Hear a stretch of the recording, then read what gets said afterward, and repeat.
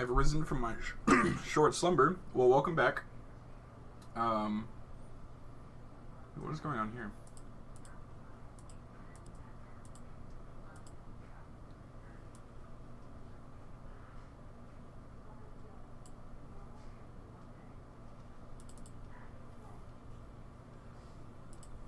Okay, I know what this one is. We're gonna delete this. Okay.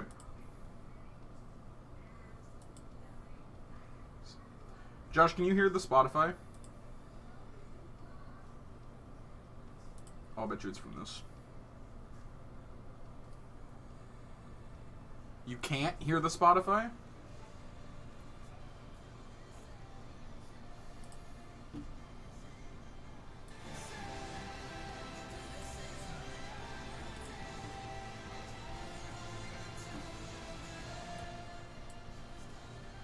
That's weird.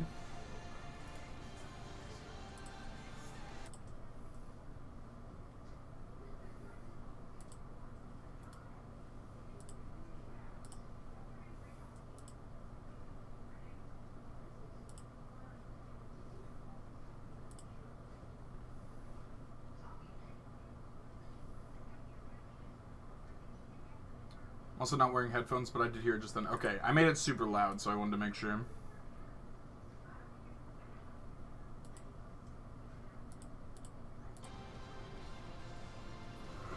Okay.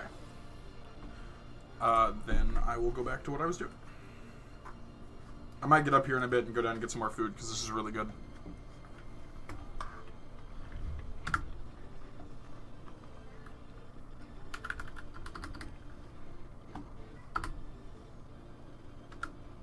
I don't know why that's on.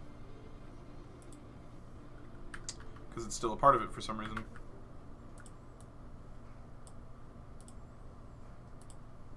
Turn off. I'm so confused.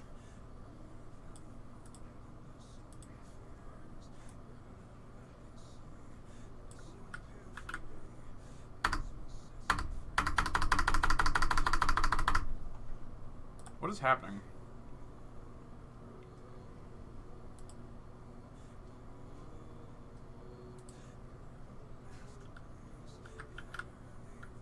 Okay.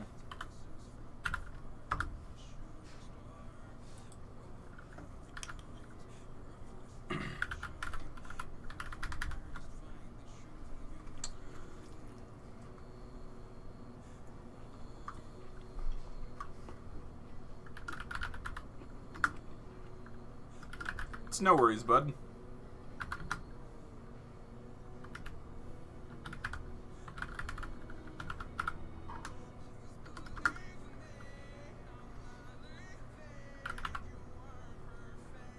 Wait, what?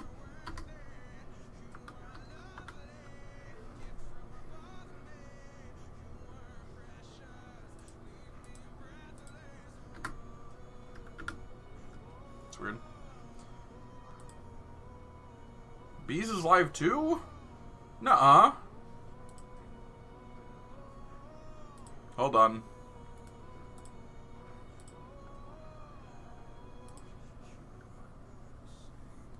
They are not?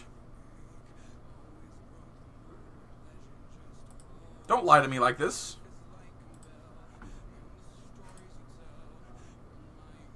She's not even online on Discord. Don't lie to me like this. This is slander.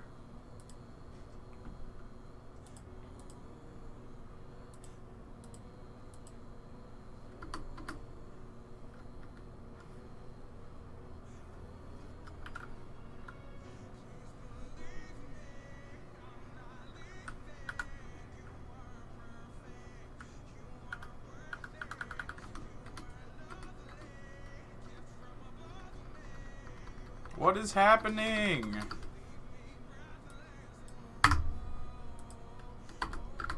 No! I don't want paragraphs. I don't. Get out of here with that. What is this? Why is this on?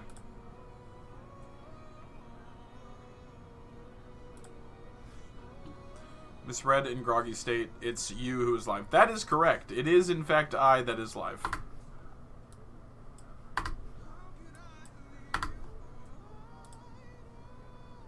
go. I believe I've gotten rid of everything.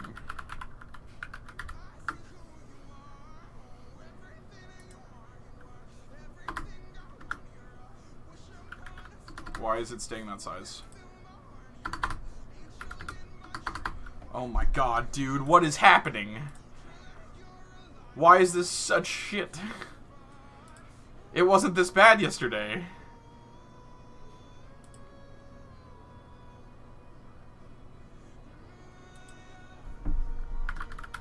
Merchandise. Enter. Great, it goes tiny. Now I can do this. And I can type in local. And I can type that. And I can click this. And I can type Enrigo Bass. And these are going to be 3 different things. Great.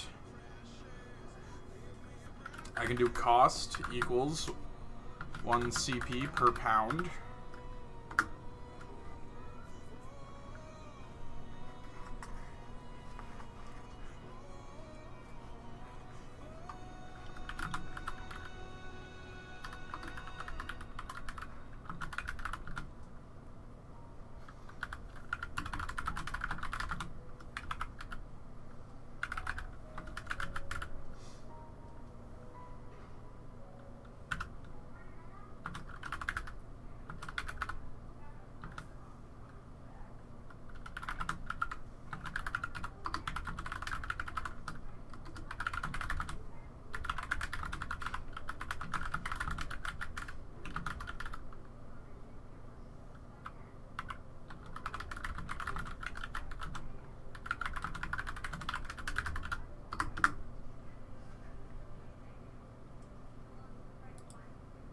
Why are you doing this?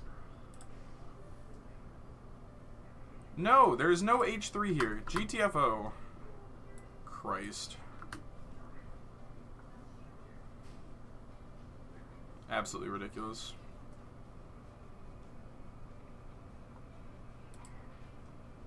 Thank you. I can say Rivercrest salad. Cost 1 CP per pound.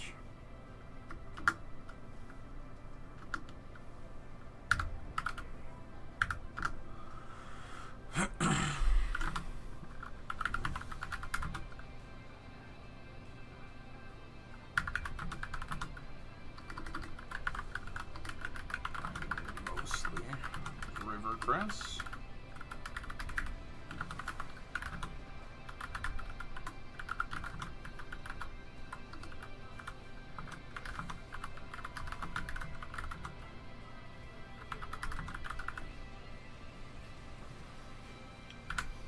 Perfect. And then I'm going to do one more fish that's a little bit more on the higher side. I'm going to do... I was going to call it an Aterian carp.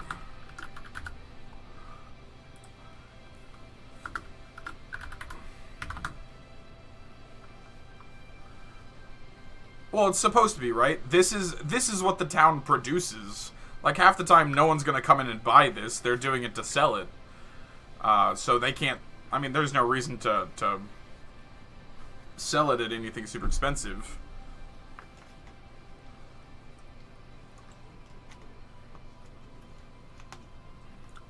But, like, the Aterian carp, which comes from the ocean, which is a little bit more difficult to get, I was thinking 3 to 5 copper per pound.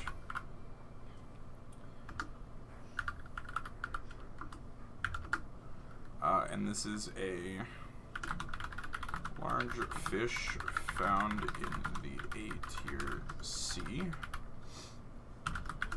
It is said this carp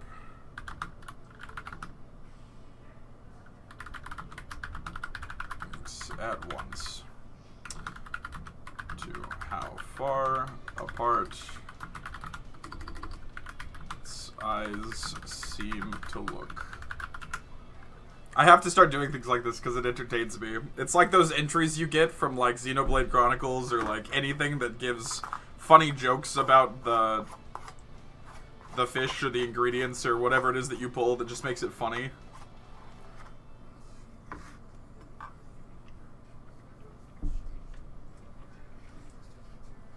Alright. So now, this is local food. We're also going to do, in H2, we're going to do local... supply isn't the word I'm looking for. Hold on. Synonym for supply.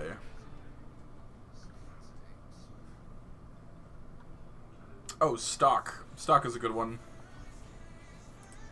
Local stock. Yeah, that's good.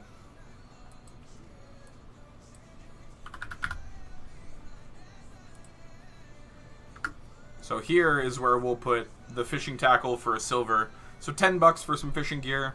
I feel like that's not unreasonable.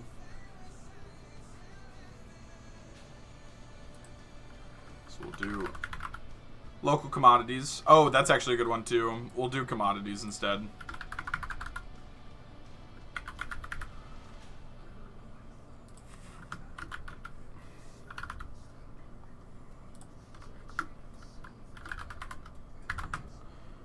And that one will be a silver piece.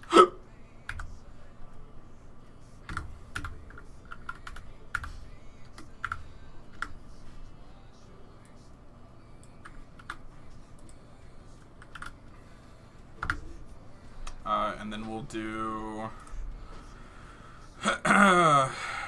the coil of Rivercrest rope.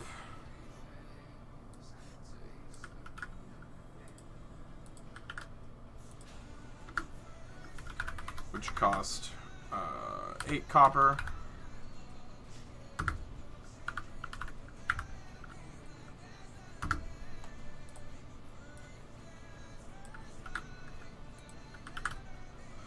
And let's just go take a look how that looks, because I don't think I'm going to add anything more to local commodities.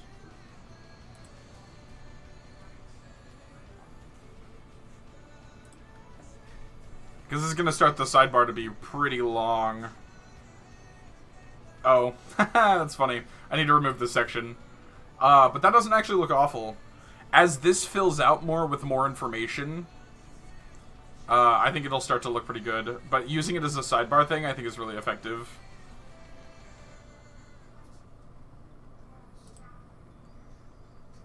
I think I like that a lot.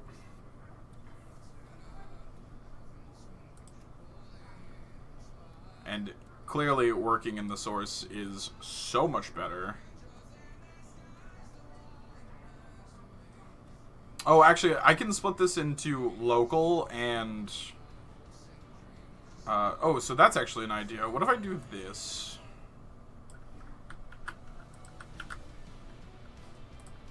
Just put it all in that.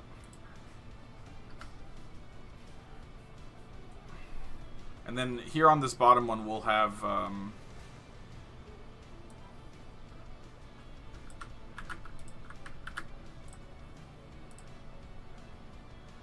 it'll be H2, and this will be imported food. And then we'll also do imported commodities. And these ones will be a little bit more on the higher side.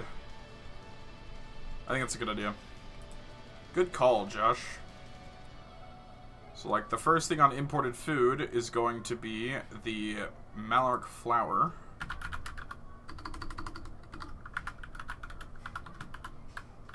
Flour. Cost. I said 3 copper, but I'm actually going to raise it. I'm going to say it's 6 copper.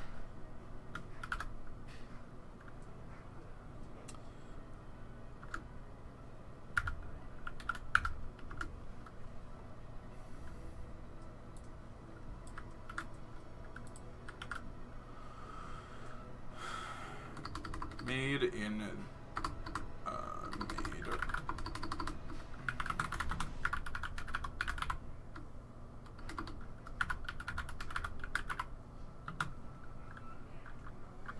What are they called? Granaries?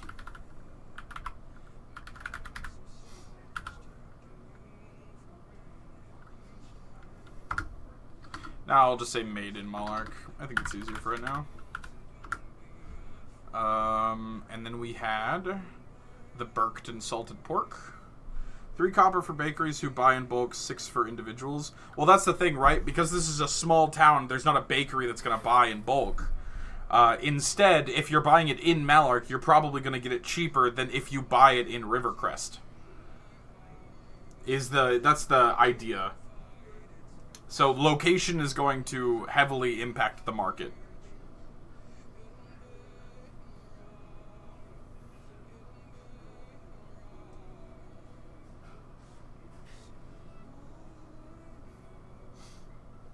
But if no bakery, then they don't have donuts. So sad. Well, you know, I don't think they have donuts traditionally anyway. I don't think that's I won't lie, I don't think that's a recent thing. I could be wrong, and I have been proven wrong in the past. But I don't think donuts are a recent thing.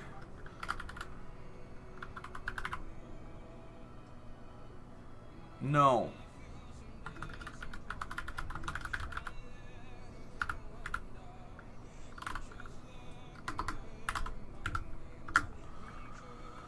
Alright, so cost. This is a much more pricey meat. So I think it's only fair that this is probably a silver a pound. If you want to pay $10 per pound of imported meat, I think that's reasonable. But I probably want to keep it under a copper or under a silver, so we'll say 8 copper per pound. Yeah, that sounds fair.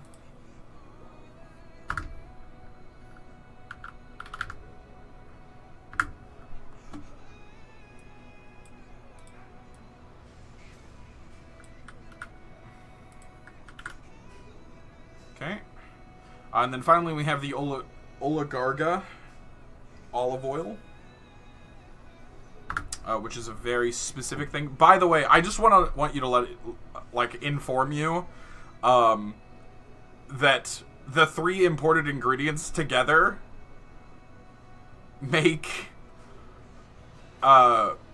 fried pork, or like deep fried pork. You came up with olive oil yesterday, or someone came up with olives yesterday, and so I said they imported olive oil. But it's on the pricier side.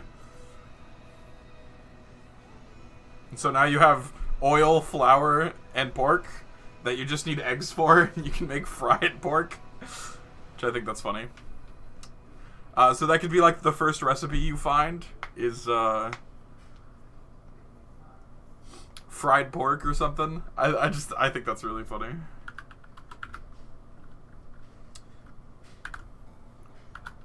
Where in the world is the rice? Probably on an island nation, since that's where most rice tends to propagate. So, like, Oligarga is obviously like a Greek-type nation, because they had a lot of olive trees. Pork fried rice. It's true, though.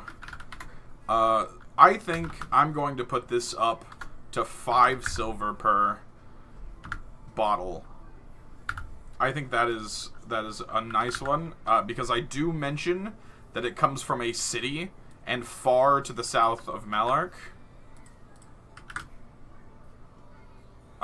which ordinarily implies very far away place. Yeah, olive oil isn't easy to make either. Not at all. A concoction made from crushed and reduced olives harvested from the orchards of Oligarga, a city far to the south of Malark.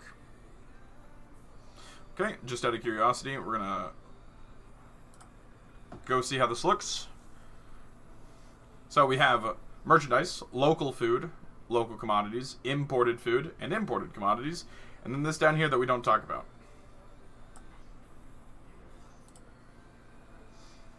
I think this actually looks really good. It's just because I didn't want to delete it, because I need it. But I think this looks really good.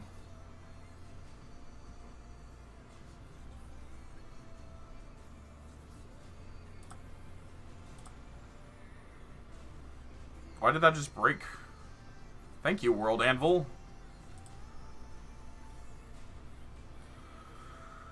Yeah, it's looking really good so far. I know, right? God, I'm so good at this. Alright, so our first imported thing is actually going to be a much closer thing. It's going to be the Inravale Furs.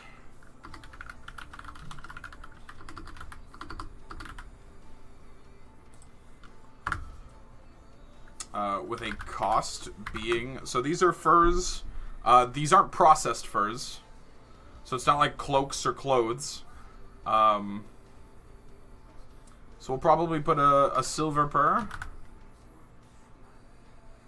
Maybe?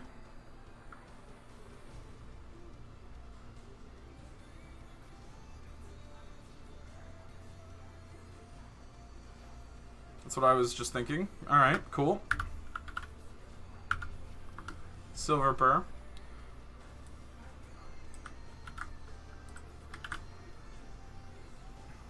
So I'm actually going to remove this line.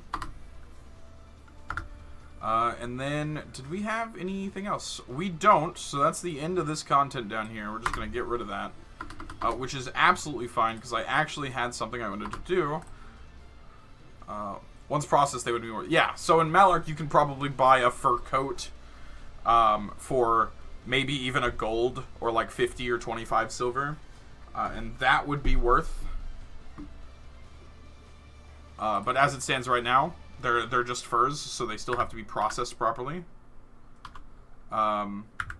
This one is a remedy kit. And this is because the wife of the halfling that owns the Rivercrest supply has knowledge of medical, has some knowledge of medicinal practice. And so they stock the store with remedy kits that can be sold for people who have minor illnesses or sicknesses. And so they pick that up from Malark at every time at the behest of Flora. But this one's going to be expensive. This one we're going to put at 20 silver pieces because it's carefully sorted out. This is the big purchase. So a carefully measured and organized kit of herbs and remedies with listed instructions meant to help combat illnesses and sickness.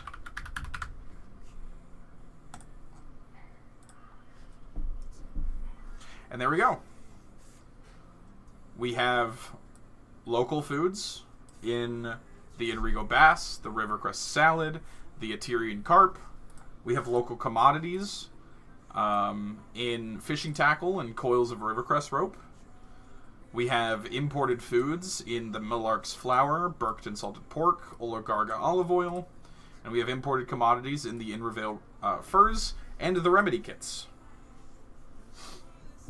And I think that's super useful. I think this looks really good.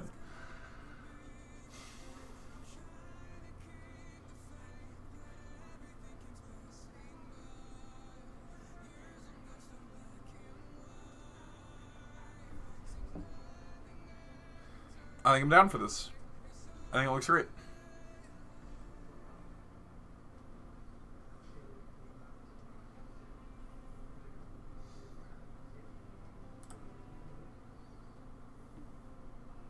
Alright, so the other one that we need to do, which doesn't have an article yet, and we're going to make it now, is the Inravale supply.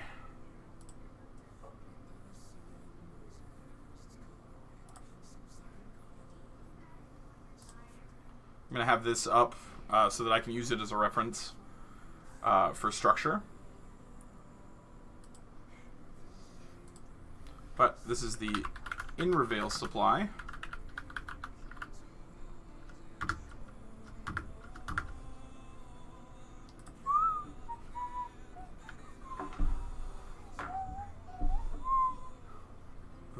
Listen Out of curiosity, if I type this in here, what does this look like in here? Okay, it's /I. That's what I figured it was.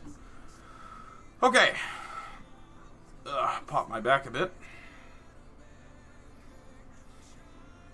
So the Inravale Supply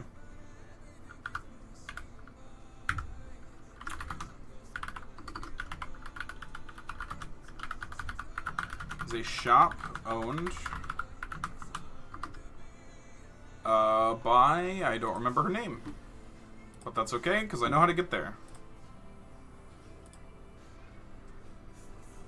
It is known by Helen Ragan.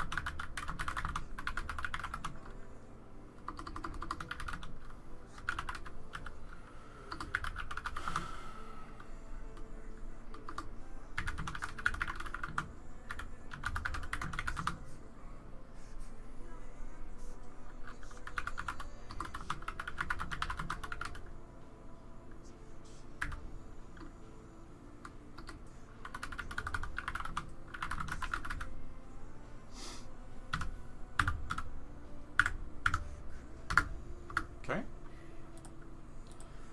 So I think that's a fair description. The Inravale Supply is a shop owned by Helen Ragan, a joyful, happy-go-lucky halfling who more enjoys trinkets and oddities than even the town she lives in. This supply store, a sister location to the Rivercrest Supply found in Rivercrest, more so keeps with hunting equipment, as Inravale's primary export is trapping and furs. I think that's a fair...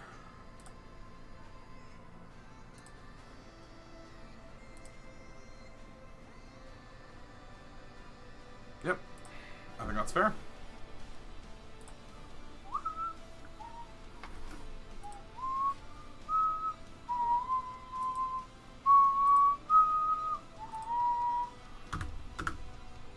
Let's see. I think that is H2. So we say notable people. And this one's list is going to be a little small because I don't have anything else to really put in it. And we have Helen Ragan.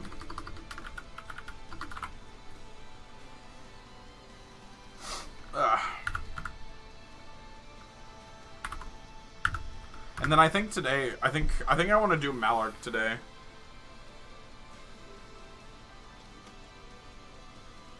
And Malark's going to be a big undertaking because there's so much that we've already talked about in the city.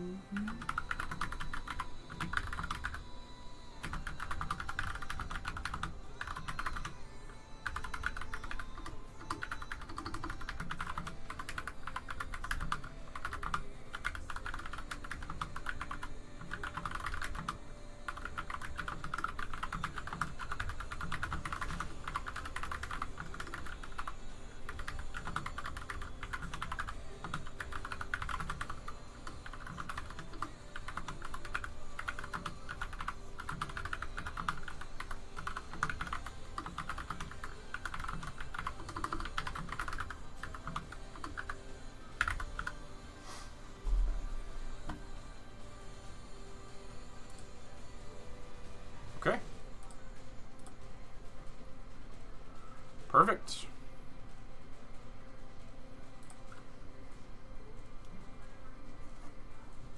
We'll go into sections now, and we'll say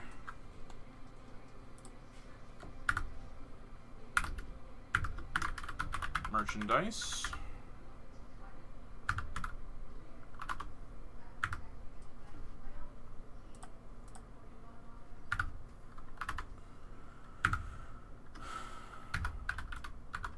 Local food.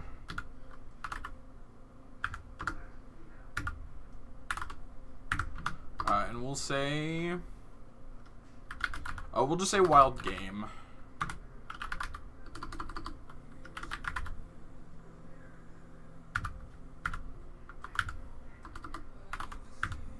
So we'll charge, we'll say 2 copper per pound, because it's a little bit more difficult than fish.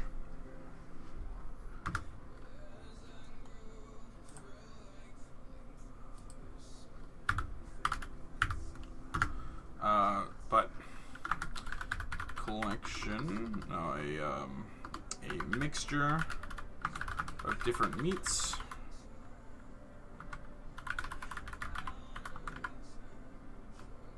No, we'll say an organized stall of different meats that have been hunted and butchered in the forests around Invervale. So it's just a nice, simple, you can get wild game here, you can get deer, you can get fowl, you can get rabbit, that sort of thing. They're all organized, but it's about 2 copper per pound whenever you put it all together. So that's cool.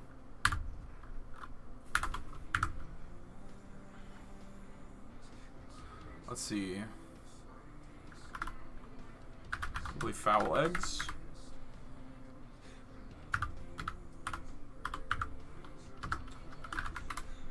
Cost, say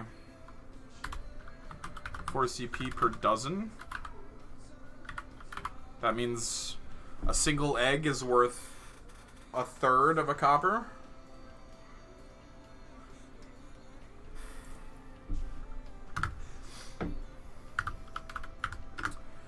So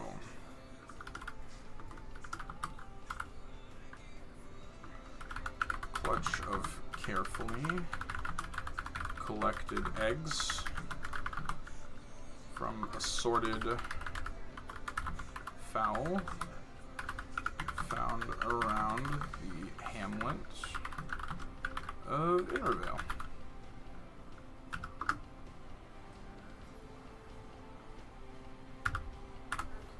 And here we'll swap to local commodities.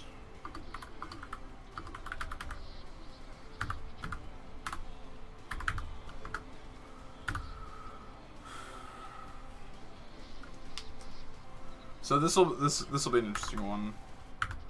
A trap set. And no, I'm not talking about drums.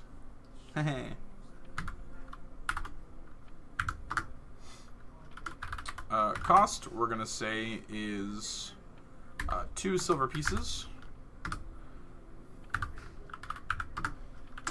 A collection of trap hardware that can be used to set up a variety of different traps.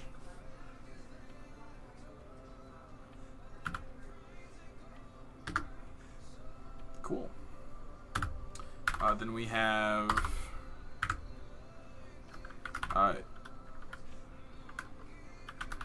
Invervale furs that you can get much cheaper here.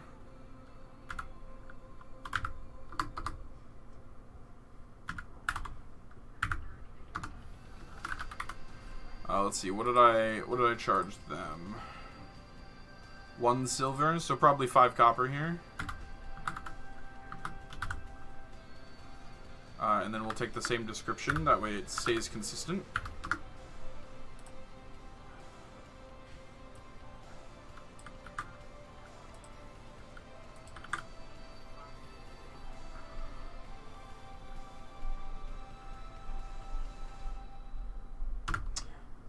And actually, I'm going to swap these two because I want it to go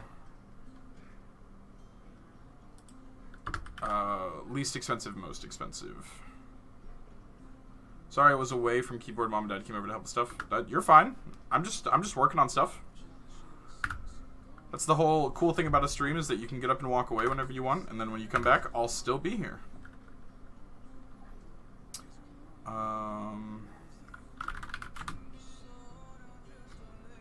Simple weapons.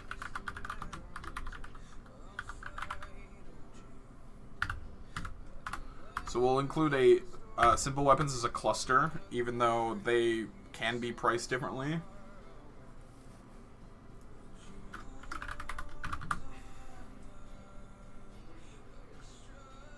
Say a silver per.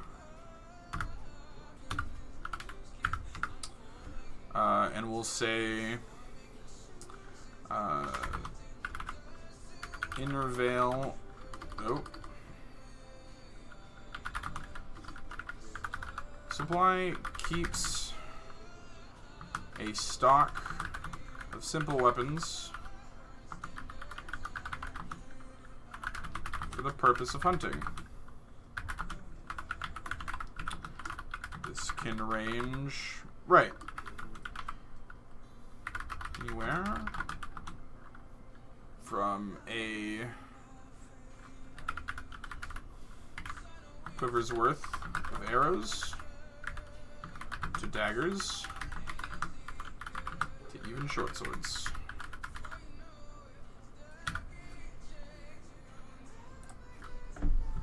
Alright, so we have the Innervale Supply. The Innervale Supply is a shop owned by Helen Ragan, a joyful, happy-go-lucky halfling who more enjoys... Are slings simple? Yes, I believe so.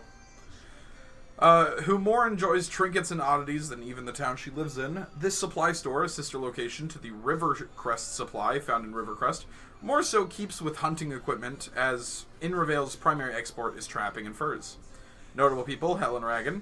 A bright personality in contrast to an otherwise dreary white landscape, Helen Ragan is the elder sister to Haven Ragan in Rivercrest. Contrary to her younger sibling, Helen is very much enjoys the north and the food the village provides. But even more so, she loves all the oddities and trinkets the villagers find on their hunts. Being so close to the northern reaches, there's no telling what that frigid land could catch in the wind and throw out. Merchandise, they keep wild game, an organized stall of different meats that have been hunted and butchered in the forest around Innervale. 2 copper per pound. You have fowl eggs, 4 copper per dozen, a clutch of carefully collected eggs from assorted fowl found around the hamlet of Innervale. You have local commodities in the Innervale furs, simple weapons, and a trap set. A collection of trap hardware that can be used to set up a variety of different traps. And that's just the local stuff.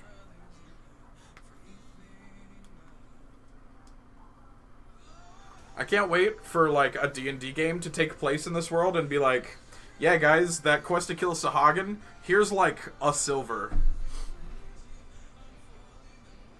Do with that what you will.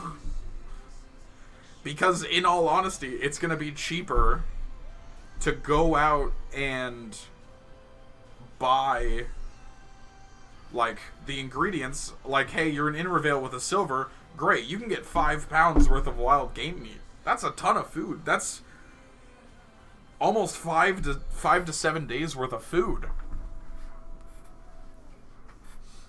And if, like, say, so the cool thing about this, right, is that there will be some minor encouragement to go up to Innervale, just because it's the closest location. It only takes half a day.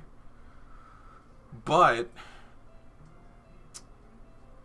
in the beginning, rationed rights, that's a 10... Yeah, rationed correctly, that is a 10-day worth of food. It's true.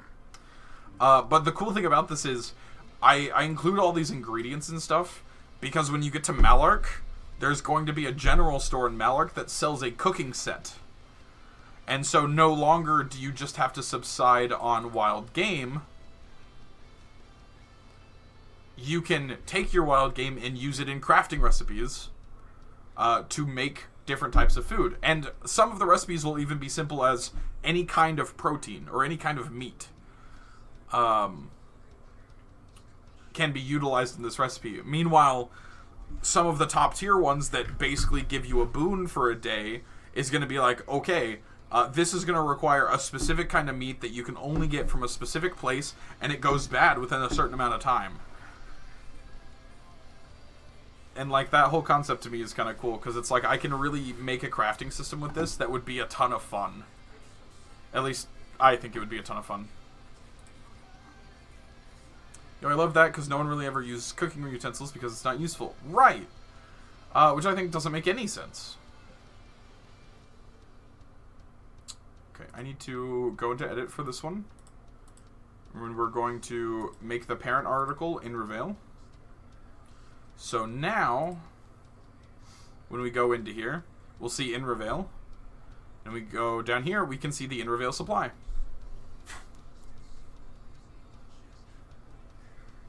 Oh, hey Josh, you should look at the channel points.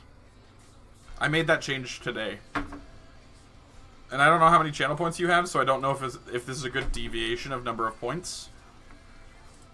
But it's kind of cool.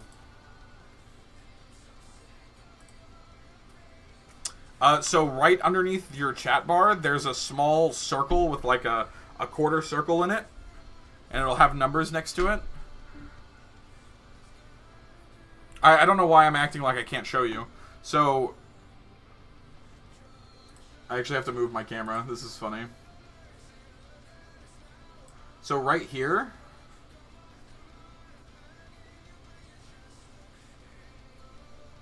in this section, there's this thing called channel points. I call them bookmarks for me. But they have different little rewards that you can spend channel points on in order to do. Also, I'm going to get this off so we can stop going endless, because I'll break Twitch if I do that. Okay, so you have 2,500, which means you could create an ingredient right now.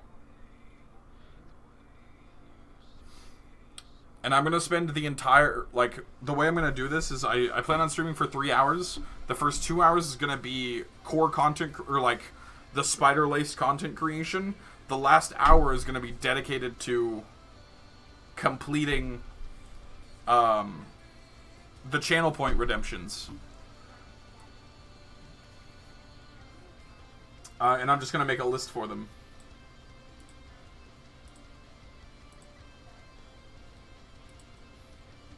So, yeah, get enough points and you can even make a location.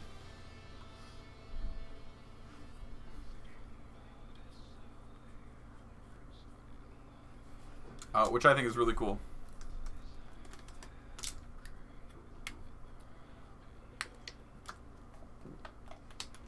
Yep, it allows for more chat involvement in the world making. More than just talking about it. I'm saving up. Do it. Save up. Alternatively, like we said in the past, a gift sub gets you a functional NPC. So like the Devil's Due, or Dro Duskren, sorry. Or in your case, it was, what's her name? Oh, she doesn't have an article yet. Shadowbane? That was her name? Yep, Luna. Shadowborn. That was so much fun yesterday. Yeah! Well, who knows? It might devolve into that today. Luna Shadowborn. Right. And I can actually take this, and I'm going to throw it up over here. Let's do that real quick.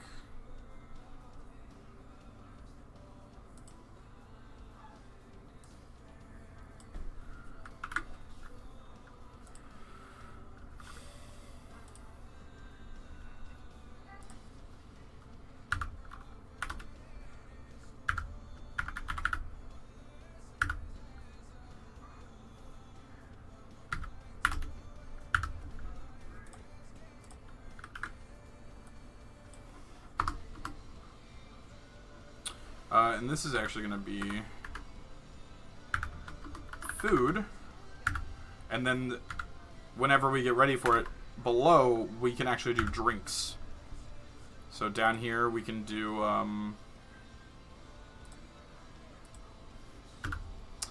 let's see, it was...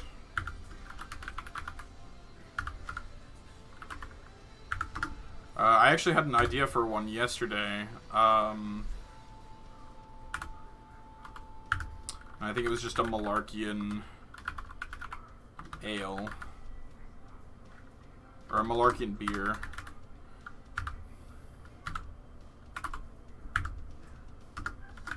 Cost is 1 copper.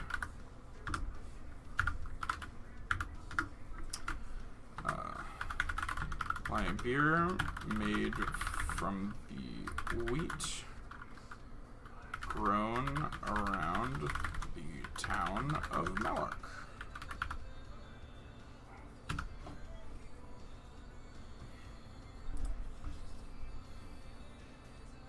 Bam. Look at that. God, that's so cool, dude. Instead of a whiskey sour, a barley sweet? I guess. I don't even know what that means.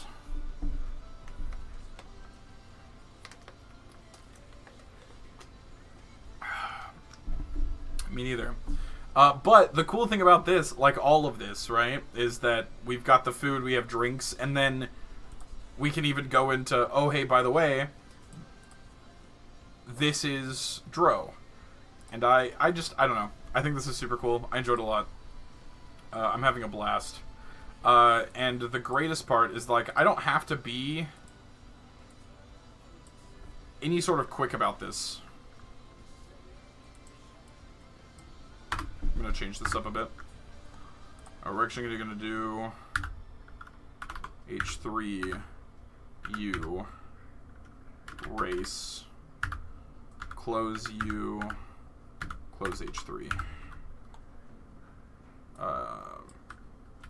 And then we're going to do the same for H.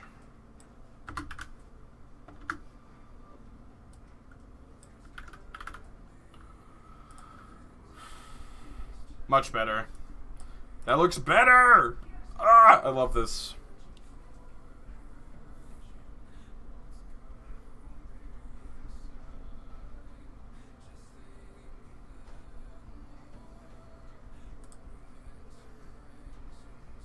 Brings you to this nice little page. That was cool to watch. Yeah! Well, so it uses HTML code, right? Or like surface level HTML code. And it's like you have to open and close all of your text adjustments if you wanted to do anything.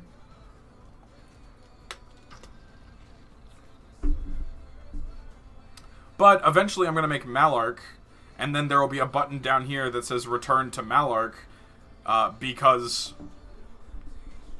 that's where this is. But for right now,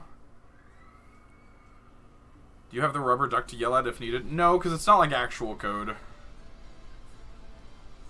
I also want to make a couple more gods today, too.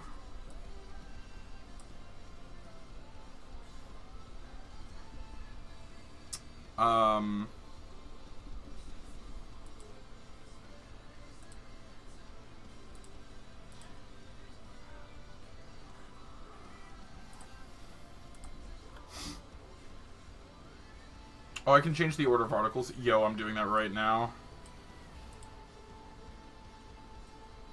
Wait, what?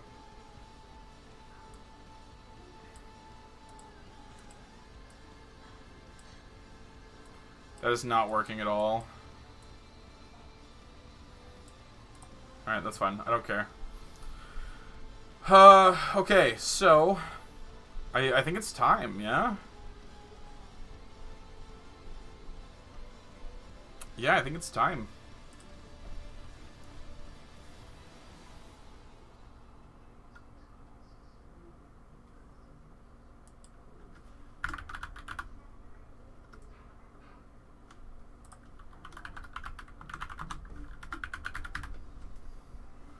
Malark is next.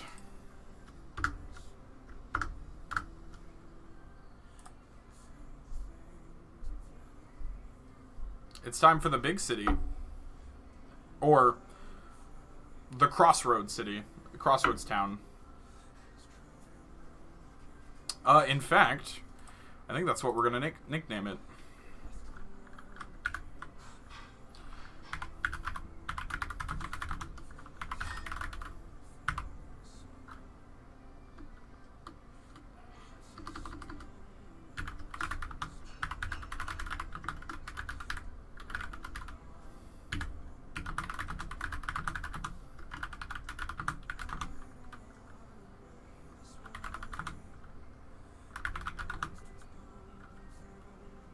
Has a bazaar. It could. I mean, it's probably not a bazaar. It's probably closer to like a town square. I think you're still thinking a bit too big. Like right now, Rivercrest and Invervale, those are like what what's the word I'm thinking of?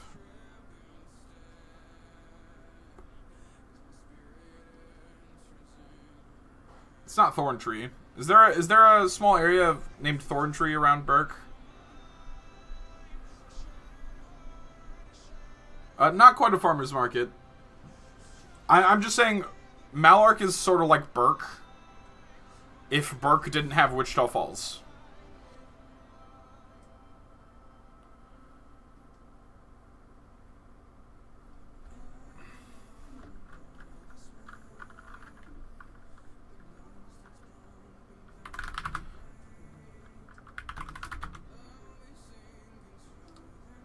I mean, if you're from a large city, then sure. But if you're from Rivercrest, you're going to be so excited to show up in Malark once a month. Just because there's so much more to do there. It's like us going to Dallas for a weekend.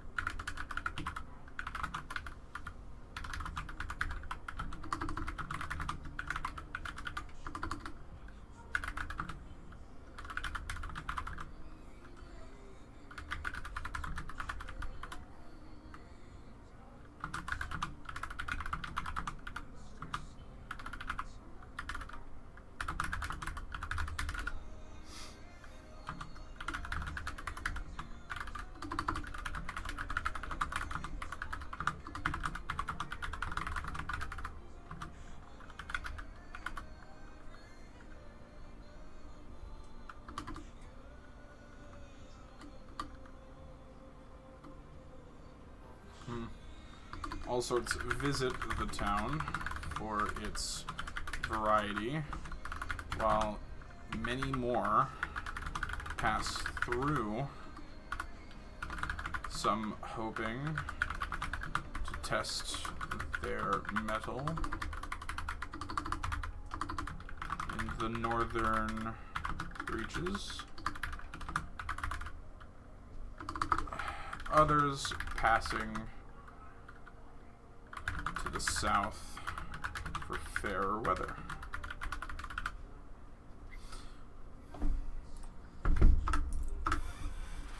Okay, so now I can open up whatever my breakdown of what a town was like, which is a short description.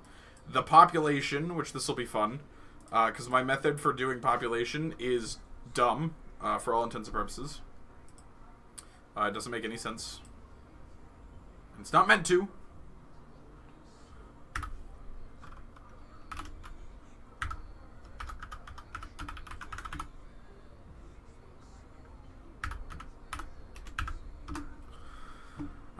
But we're just gonna...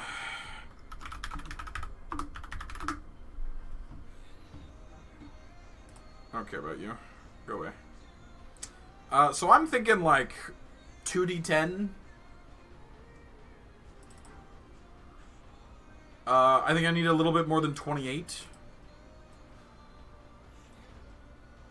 So colder norths, fairer souths, and people thriving everywhere they can. I guess. I don't know what that was supposed to ask.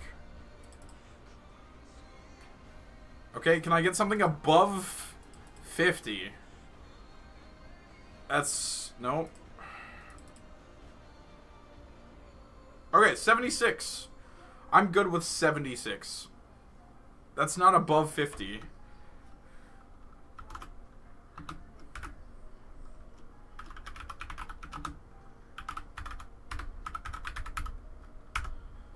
Alright, so with a town of 76 people... I can't math. It's okay, I can't either. With a town of 76 people, there's more than enough to cover the mercantile district and the farms outside the city. So that's great. Next, I believe it is the government. Yes, the governance.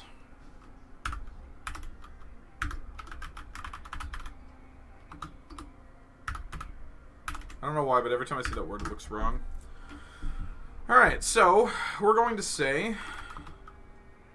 That's still tiny to think about, though. Okay, well, so here's my thing, right? I hate... If you look at population density for, like, Baldur's Gate, I hate it, right? There's apparently 120,000 people living in Baldur's Gate. Is that not ridiculous?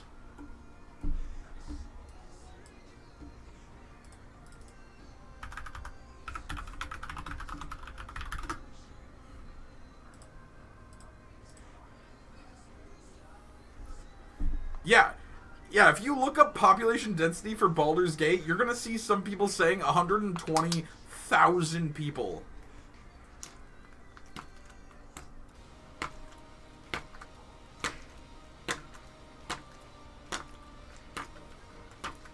Is that not ridiculous?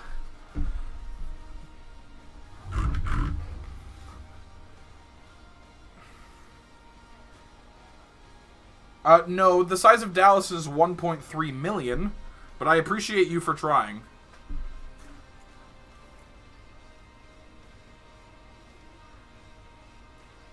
No, the size of 120,000... let's see. Texas cities with a pop of 120k. Let's see if I can get a town with a rough estimate here. Abilene. Or, even better, College Station. College Station has 120,000 people.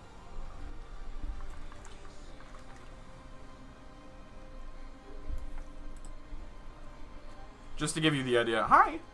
Hello, love. How are you today? How are you?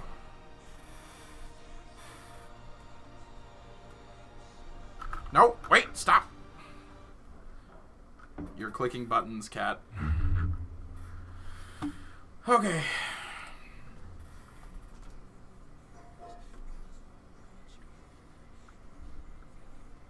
Whoa. There we go. Yeah. Isn't she so cute? Alright, so, we're going to split this up by,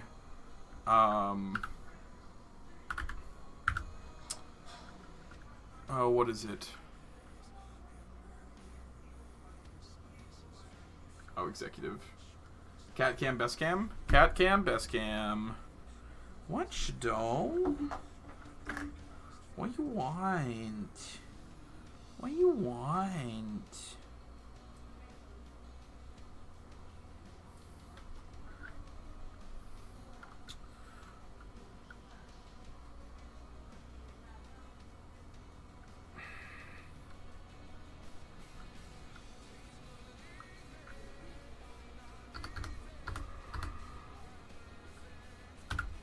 So we'll do it by position, because I think here there would be a captain of the guard. So there's a mayor of the city, or of the town. What, love? Relax. Relax.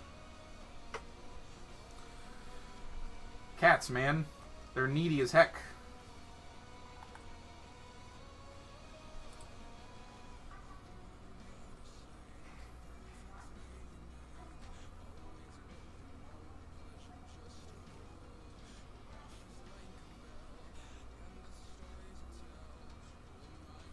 I want to see how well that recorded. Give me 1 second.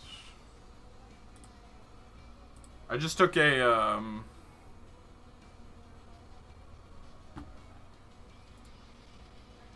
clip. I want to see how it is. Right, like this is where you'll start finding thieves. Not bandits. Bandits you'll find like in between all of the hamlets. But this is where you'll start finding thieves.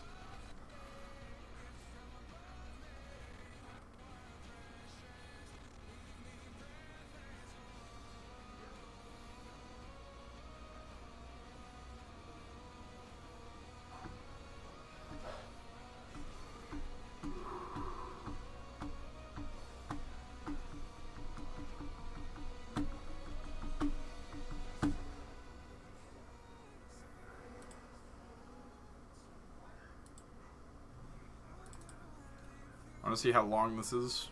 You're going to see it, but you're not going to hear it.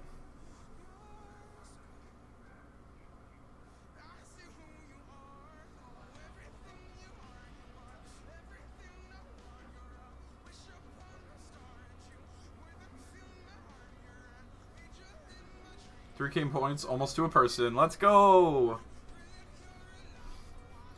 Yeah, and it's like every 5 minutes, I think, it'll give you a thing you can click to get more.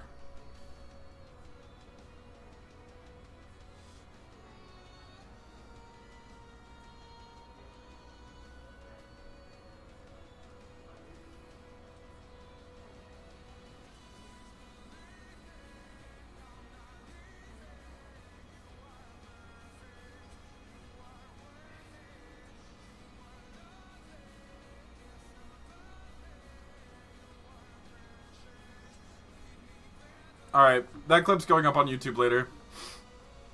Sorry. It was really funny. It's just me with my cat, and I appreciate it, and I'm going to flood my clips channel with cats. So. Josh, pick me a race.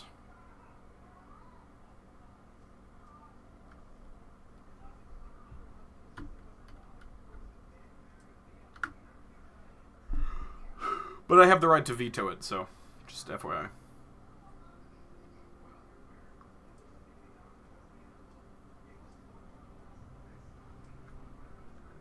Really?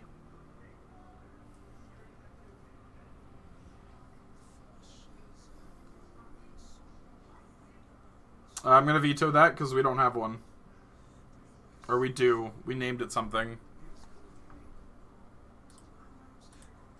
What do we name it? I feel like I have to open that now. Did we just name it Goliath?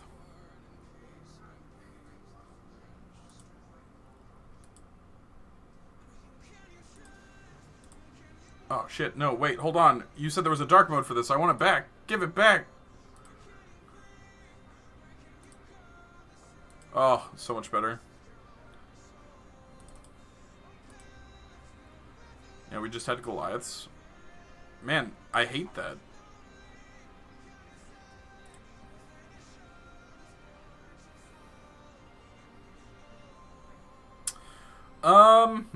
If you can give me a reason why... we don't have Tabaxi. That's actually not a thing. If you can give me a reason why a Goliath would settle down in a small crossroads town, rather than continue being nomadic the way we described them, I will let it be a Goliath. I think that's a fair statement. I think that's a fair deal.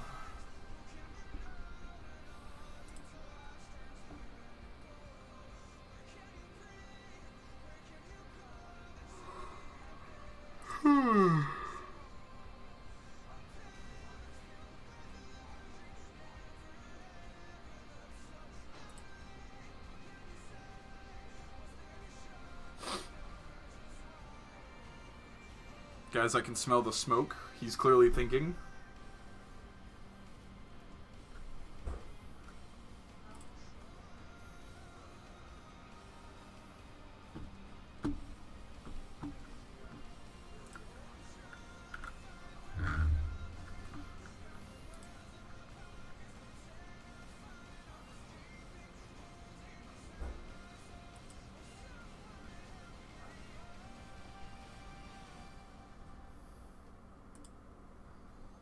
Maybe he lost a leg in a hunt and couldn't travel as easy before he settled somewhere where he could be helpful.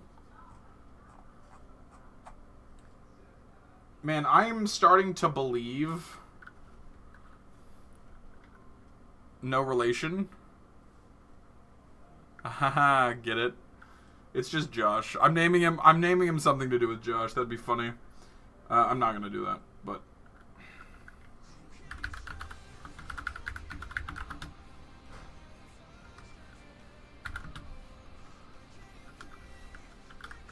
Imagine if I did that. God, that'd be hilarious.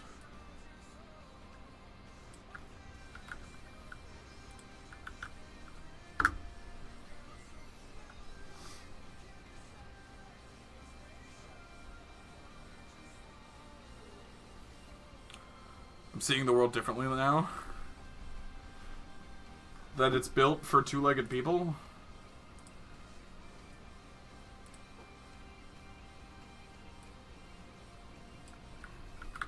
Yup, that's fair.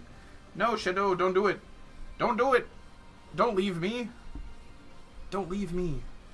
I'm too pretty to leave. That's not true. That's why I point the camera at you. And there she goes. Sorry, I'm doing some advertising stuff. 'Cause it's fun.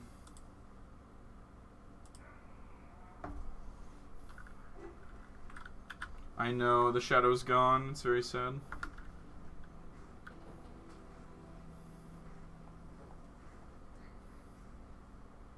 Seeing if I can rob viewers from other places.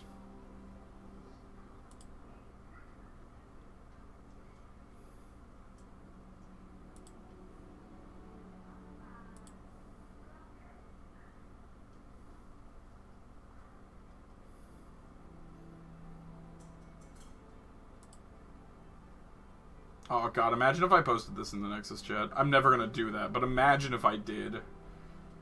I'm never gonna be that person. But imagine.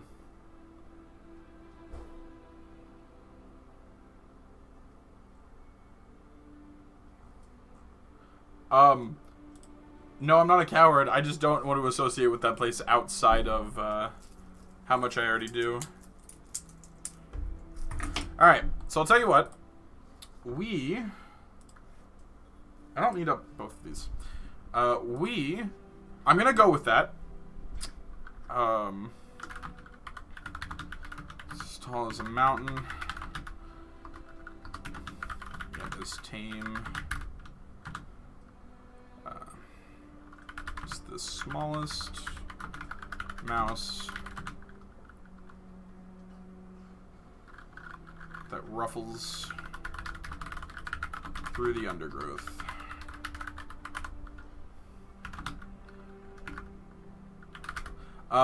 I'm gonna go with your Goliath mare, but I'm putting him, Dro, and the Doctor all in a party that tried navigating the Northern Reaches and failed.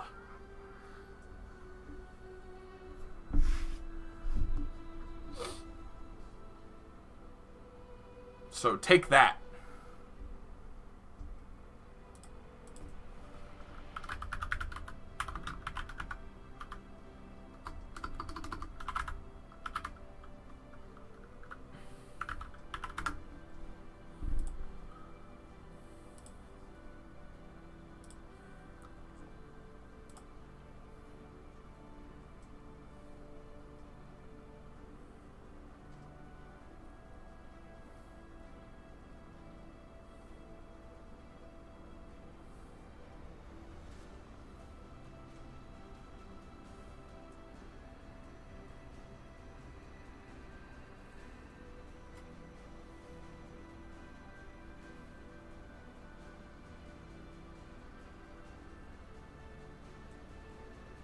I'm just trying to find good names at the moment. I don't know why that was there.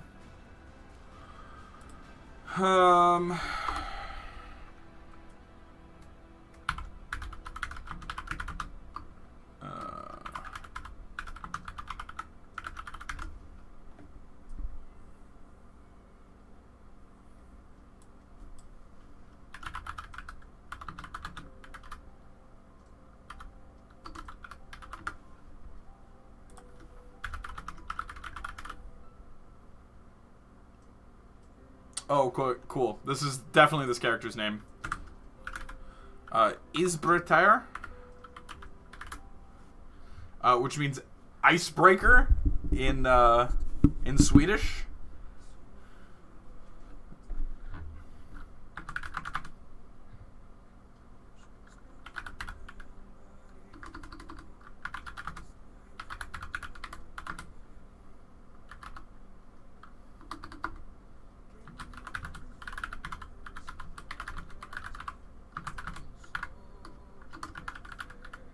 But this means the town of Malark has only been around for, well, let's take a look. So here's the interesting thing, right?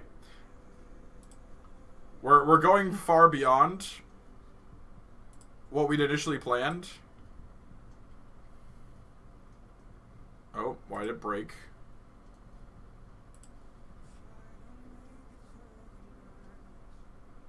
So it's not going to be here yet. So I need the dashboard, because we need to go look at Dro.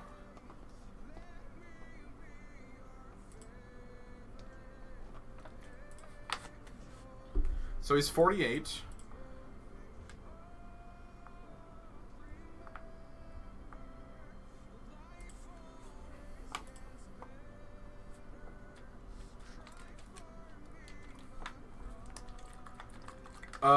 And we never said how long ago it happened. So I'm going to say Malark's been founded for 20 years.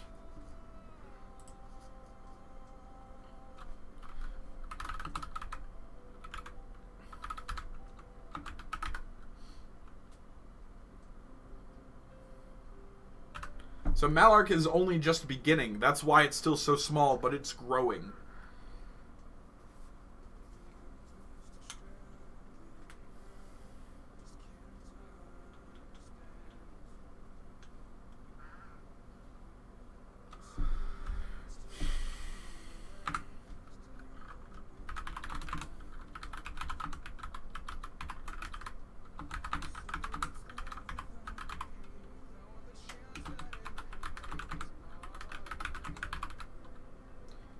Yeah.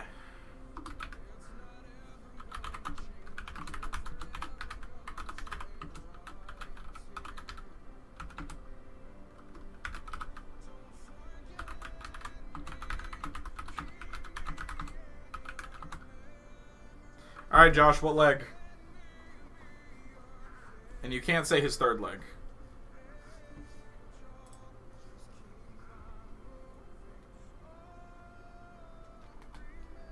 I'm clipping that too, because that was really funny.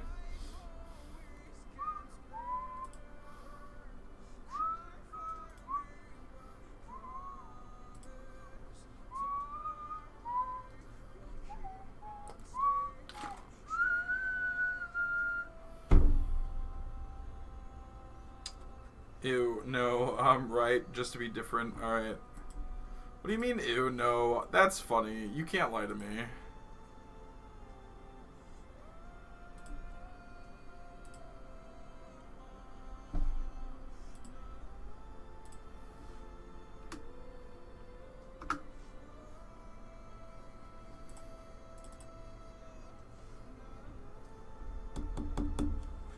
Wasn't my first, second, or third slot. Yeah, but I'm a terrible person.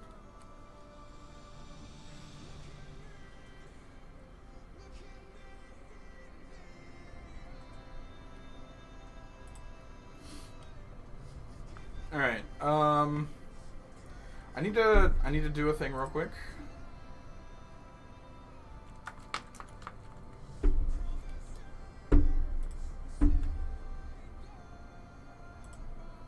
Too freaking bad.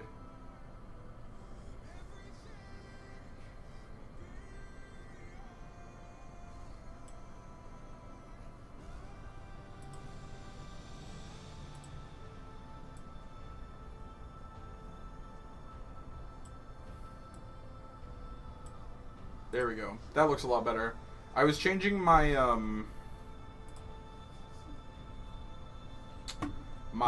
so there, I have a plugin called Backtrack, and basically what it is that with a press of a button, I can take a vertical video of the last 60 seconds, and it saves it. But I was setting it up so that when we're on this screen, it still captures chat. So, like, it can look like this, which I just took another one. And it records the last minute of film. Just have to wait for it to finish loading. What the hell? All of my stuff just minimized? Don't worry about that. That was weird as heck.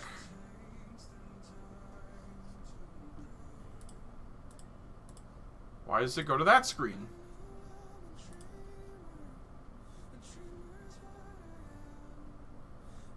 Oh yeah, World of Warcraft, that's the problem there.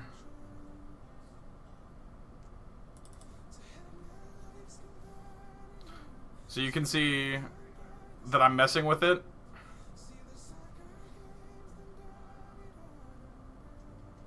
But I'm going to... Like, the way I get it structured is really nice. So I move the screen to the side, and then I'm actually going to close this section so it shows chat moving on one side, and then it's going to show what I'm focused on the other side. Yeah, like that. Mm-hmm.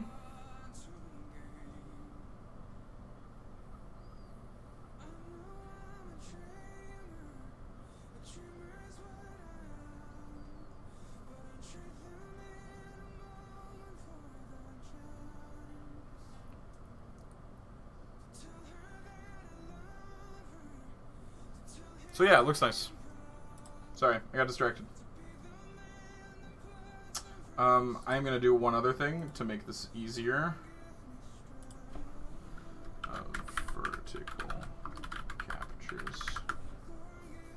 I'm going to change the where it saves because it's a problem. My captures folder is infinitely full right now. I need to go ahead and clean it out. It's got videos of my attempts at doing YouTube and Twitch from like the last 10 years.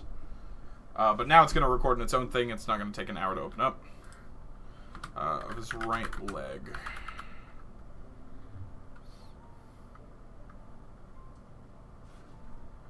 Adventurer. Of some renown, after a tragic incident in the northern reaches, is... Would that be Isbritar? Isbritar?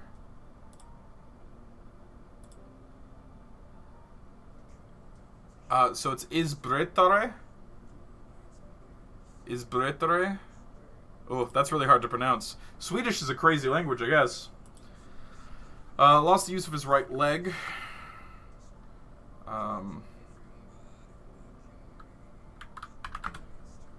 After narrowly escaping his life, along with his 2 companions, he settled the banks of the Inrigo River.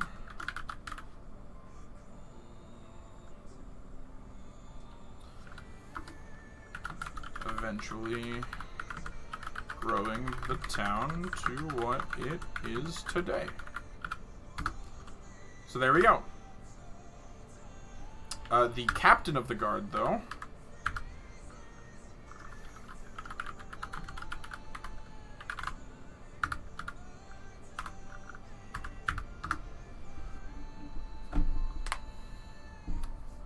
human. That's kind of what I was thinking too.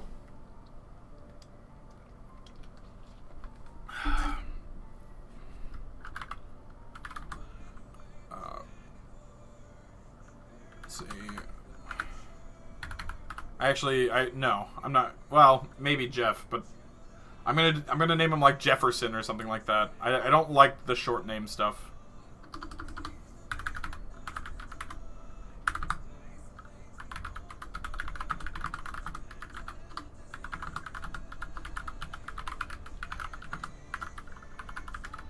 No, it's too late now.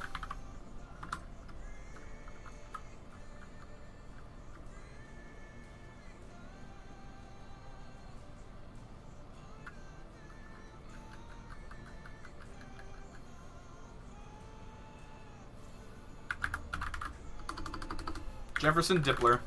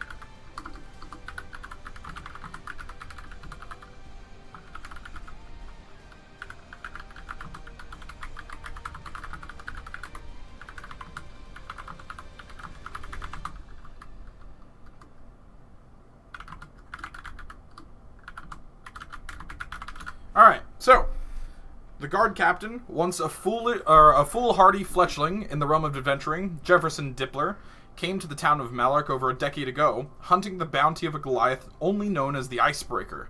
Upon finding who was to be the mayor of the, who was to be the town of Malark's mayor, the crippled Goliath, Isbritar, the pair held a contest. Should Isbritar fail, he would have been made to give Jefferson his head. But that had not been the case. On Jefferson's defeat, the deal came to fruition. For a decade, Jefferson was to serve as a guard for the rapidly growing town of Malark, before being promoted to captain at the end of his punishment. The town having grown on him, and the young adventurer now older and wiser, he graciously accepted the position and has been in Malark ever since. The guard captain. Yes, no?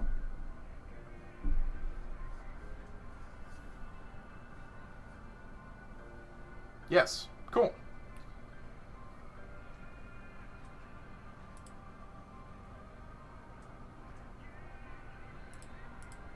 Alright, I'm gonna make some small edits to my screen again, because I'm complicated like that. Oop, not that far down. I want it here. Alright, and then I'm gonna take the text overlay. We're gonna bring it over here.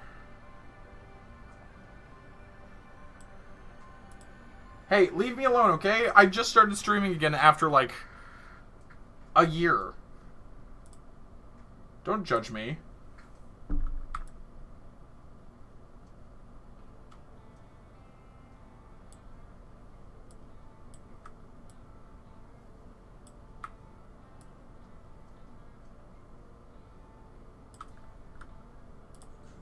There. That actually looks a lot better.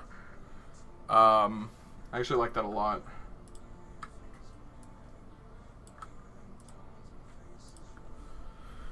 Because this way the opposite side isn't covered, so you can see everything that happens over here. And wanted to see is the stars make it italic. Oh, yeah, no. You can't do stuff like that in chats.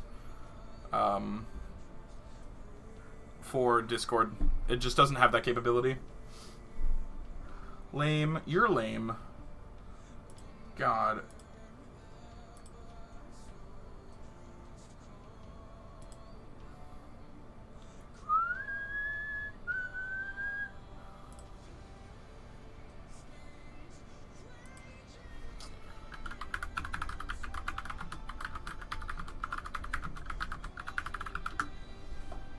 Just gonna keep making passive comments in the in our group chat about bees not going live after having set it up.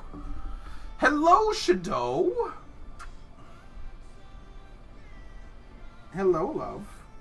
Hi. You're cute. Did you know that?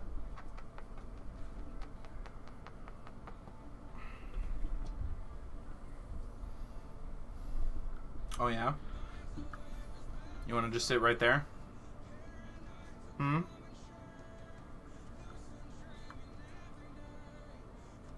She just chilling. Look at her. She just chilling. Hey. Wish I could afford a cat or something. You can afford a cat. You just can't right now with your leg being broken.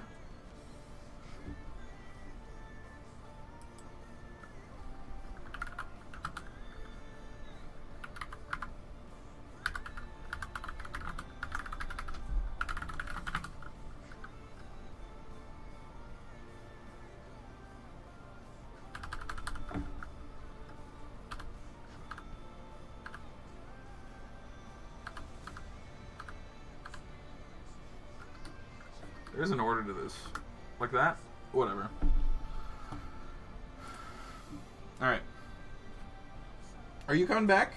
Come on. I need you to decide where you want to be. You're not making this easy. You're not. Come here. Hey. Hey. Come here. Come on.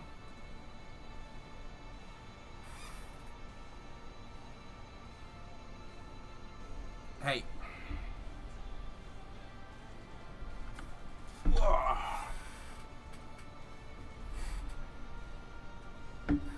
Sorry, the cat needs attention.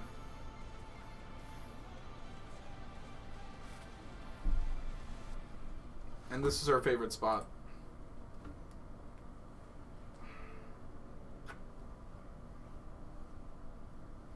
Hey.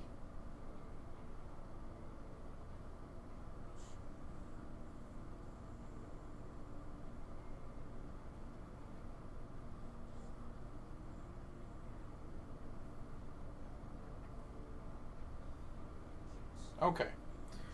Sorry, she had, like, fluid around her eye, and I'm assuming she just went to go take a drink of water. But I was making sure she didn't, like, I don't know, poke her eye out or something.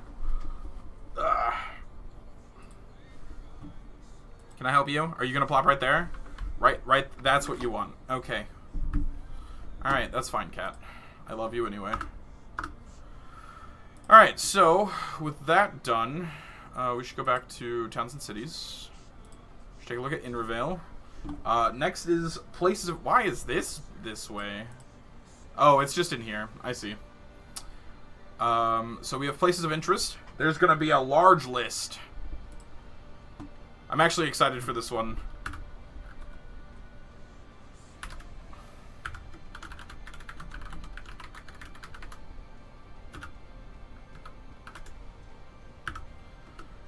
Alright, so, place of interest number 1, obviously, has to be the Devil's Due.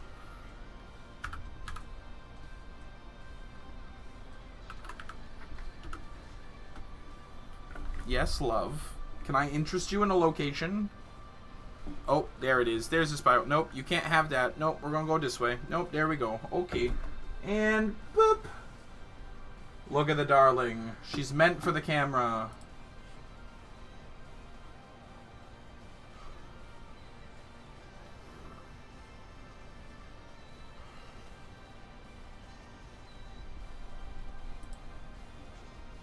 Alright. The only thing is that I need to shift you so that you're in my elbow so that I can still reach my keyboard. Alright, so. Bar, tavern, no, so the Soul Tavern to be found in the city, or in the town of Melark.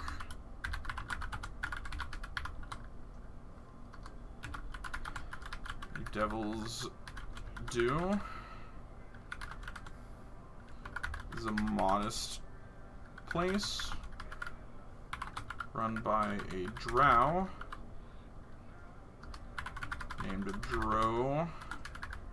What's his full name? Dro Duscrin, that's right. Duscrin, alongside his wife,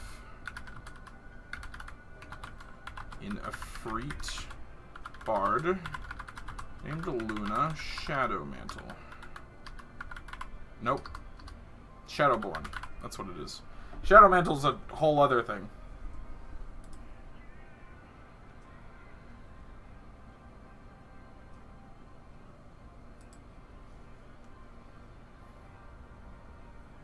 So alongside his wife,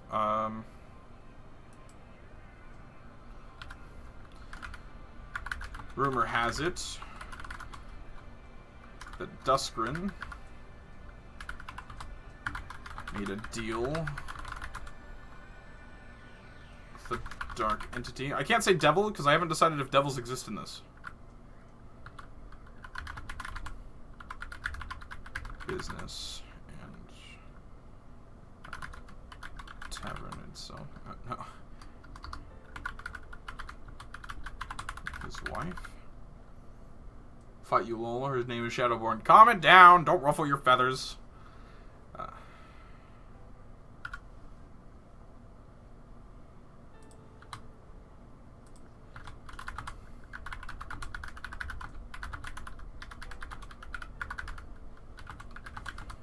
Is a large framed contractional document hanging above the bar.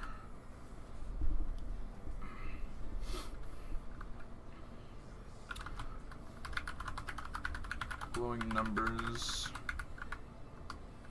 illuminated in ink. The document keeps track of every copper that passes across the bar top.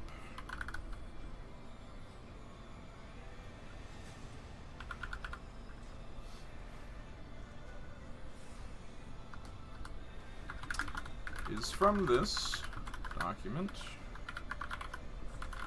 that the tavern got its name. There we go. The Devil's Due.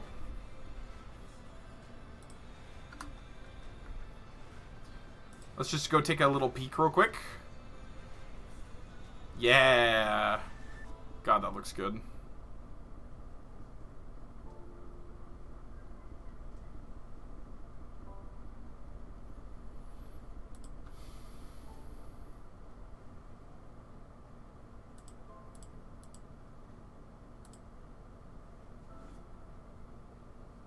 The interesting part is I don't think I need these. Probably just want that one. Yeah, because it spaces it out itself. Yeah, what do you think, Josh? The Devil's Due. The sole tavern to be found in the town of Malark. The Devil's Due is a modest place run by a drow named Dro Duscrin, alongside his wife and a freak bard named Luna Shadowborn. Rumor has it that Duscrin made a deal with a dark entity for the business, and maybe even his wife. The only proof to these rumors is a large framed contraction document hanging above the bar. With glowing numbers illuminated in ink, the document keeps track of every copper piece that passes across the bar top. It is from this document that the tavern gets its name. I think that's pretty cool. I think the whole idea that, you know, there's a potential that he got his wife out of a deal and has to pay back. I think that's a funny little thing.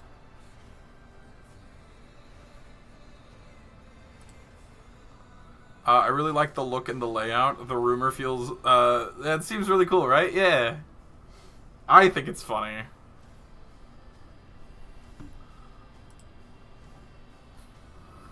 Oh, that's not what I wanted. But of course, we are not done. We have more places to add. More things to do. So, H2. What should I call this?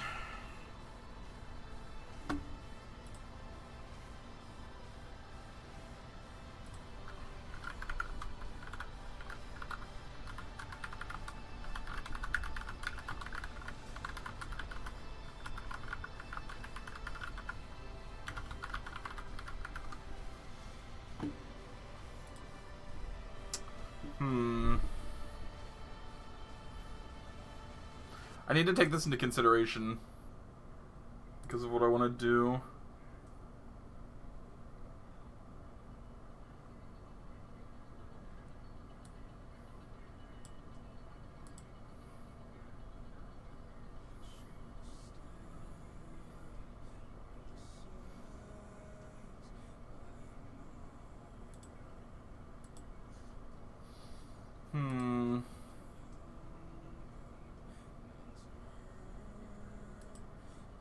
Damn it.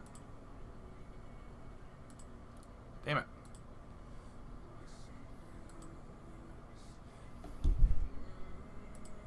There we go.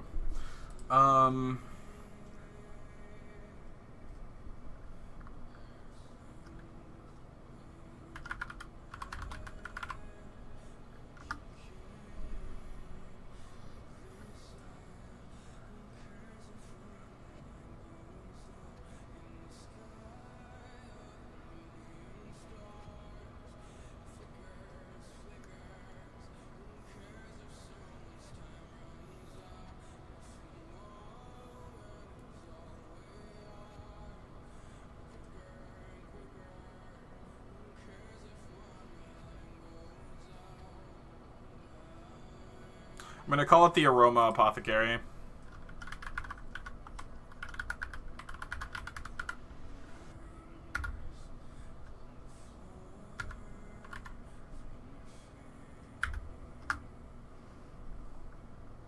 So fun to mess with her. Yeah, it's true.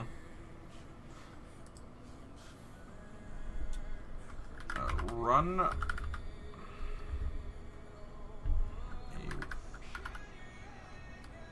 I think I'm gonna call them Wolf. Like, I think I'm gonna call the sub races like Wolf Blood or Fox Blood or Hare Blood. There, I popped in. Oh, this was a conversation. Did you? I think she's lying to me.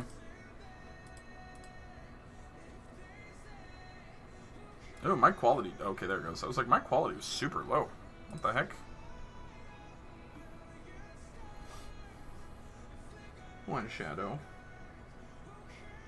Yeah, you like being on camera, huh? By a Wolf Blood Beastkin.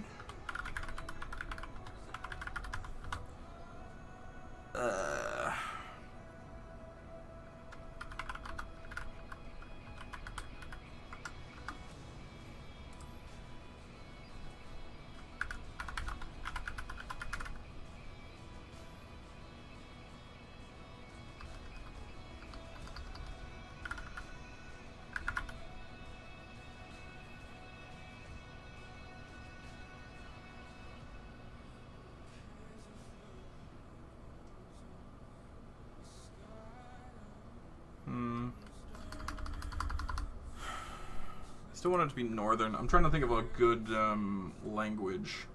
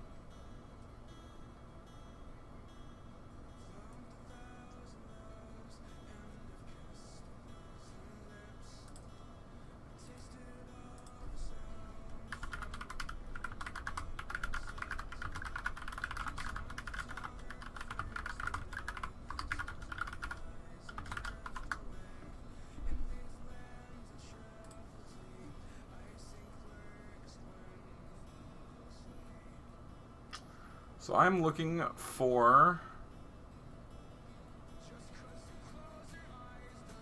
a good language to make this name out of.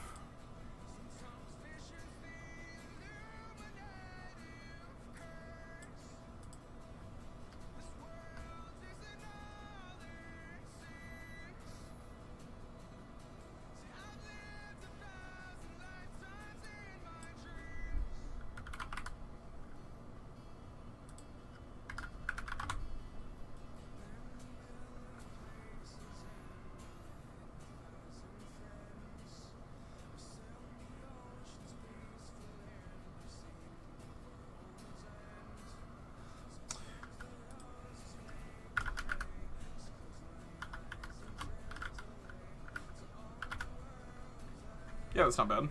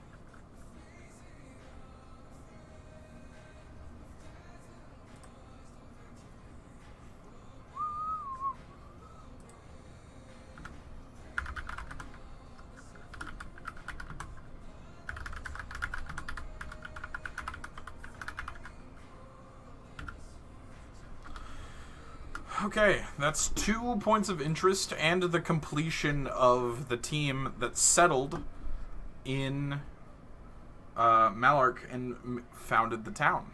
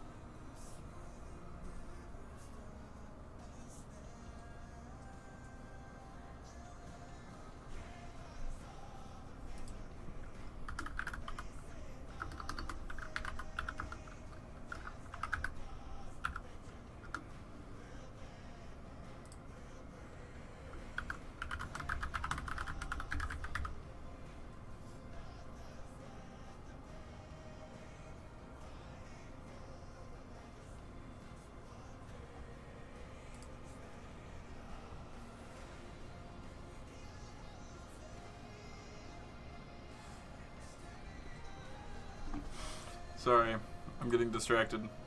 I'm actually looking at memes that my friends are sending in a group chat.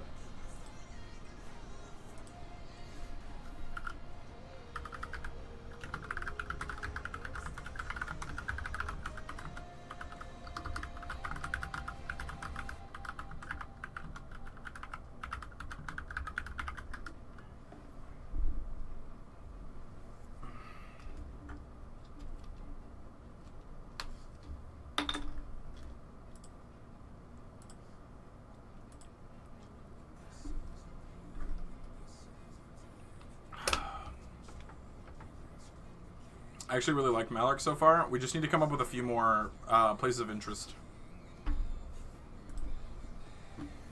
Which I think it's actually fine to make these probably H3s. Like here I can probably do H3, because this is just talking about a single person. Isbertaire. And here, guard captain. Nope. H3. Jefferson Dippler.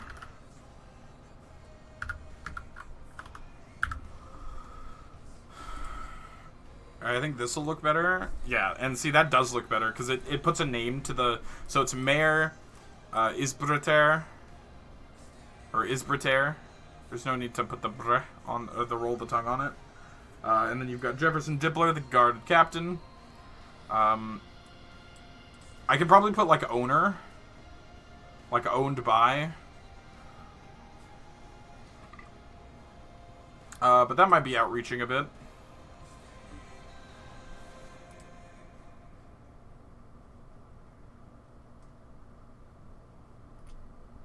What? What, love? Why do you keep showing up on that screen?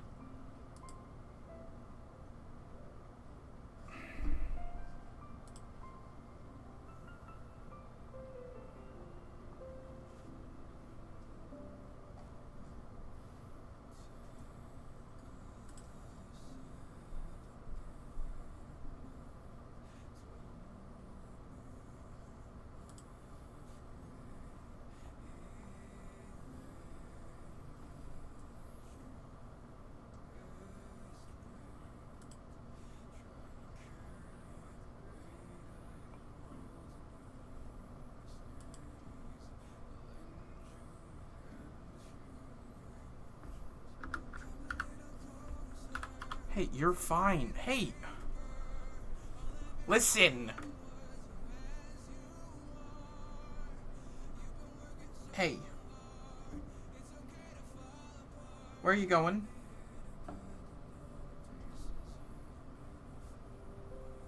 Where are you going? Oh, well, now you're settling because I'm petting you. Cats, man. They really don't know what they want.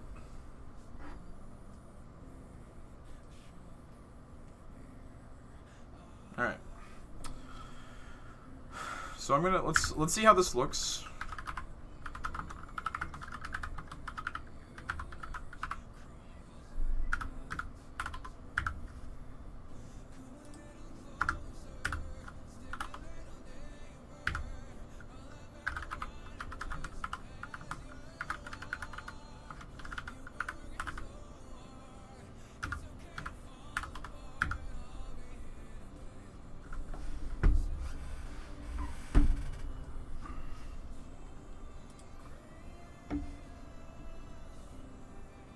Yeah, that's not bad.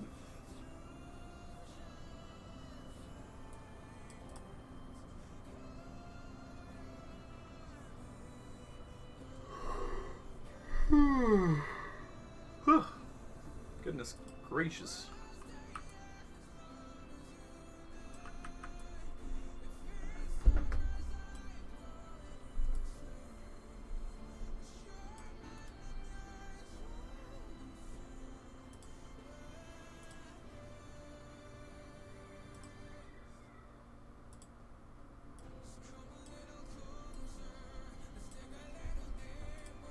There we go. That's even better. I keep making small adjustments to my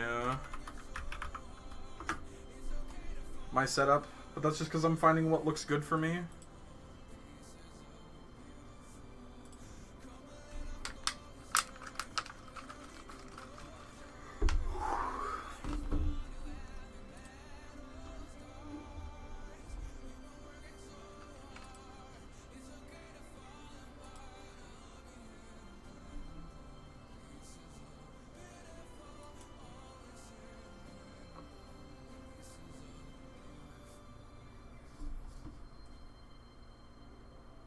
Oh, this can't be the same one.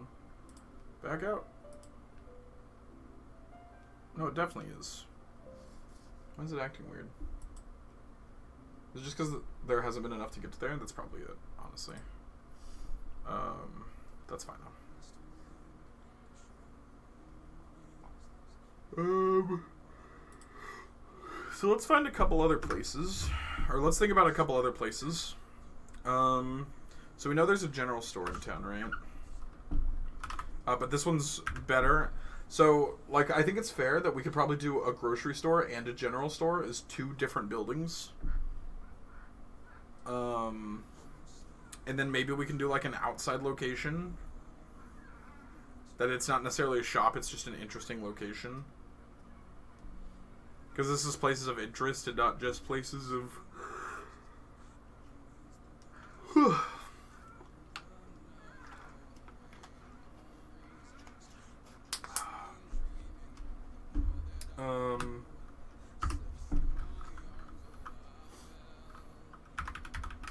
Alark goods and trade.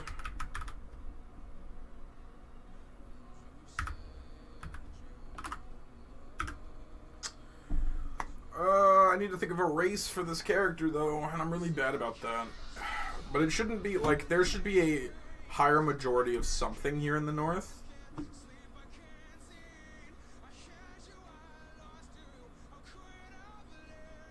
Like, so far it's been halflings and humans, right? Because in Revale, it's a halfling woman, a human, human. So probably human needs to be the more common thing.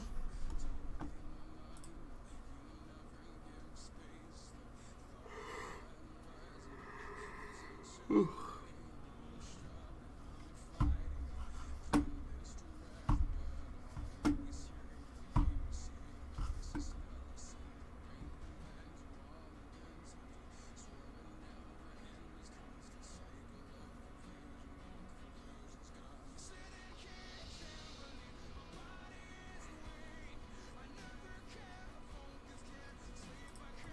I'm gonna throw up a be right back, because I have to run to the restroom.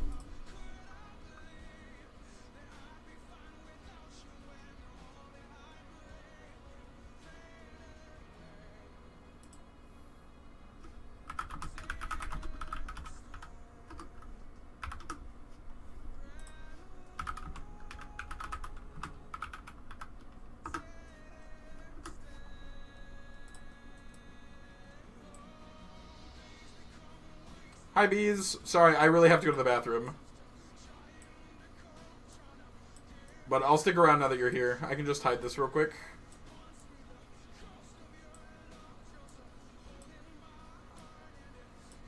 Alright, relax.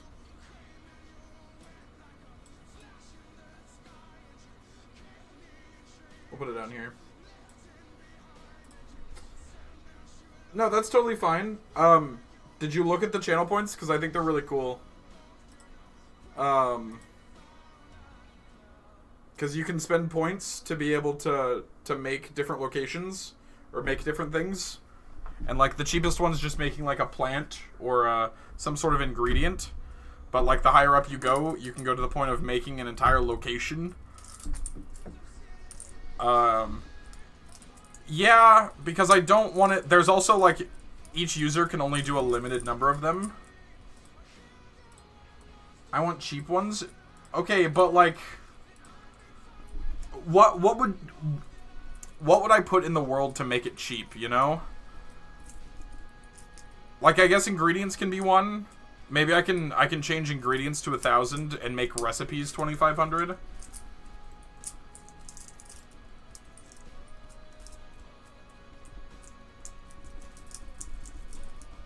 What do you think about that?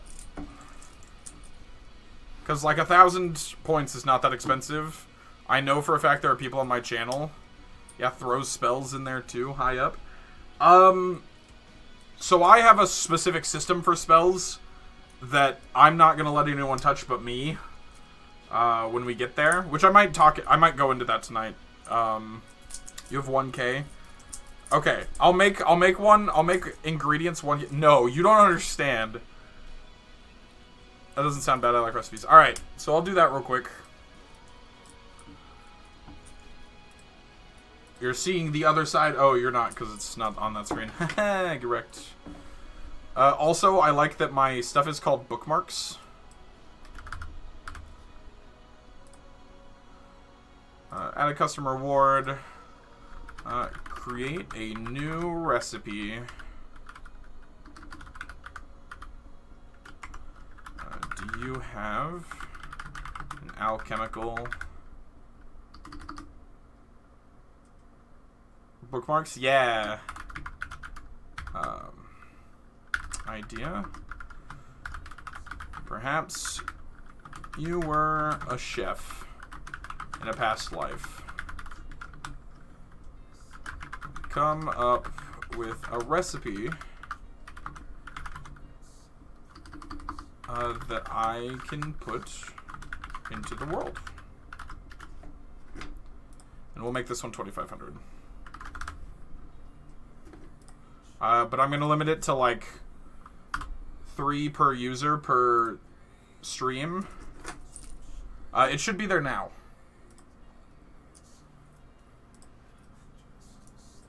And it's going to be up front because it's the new one, so...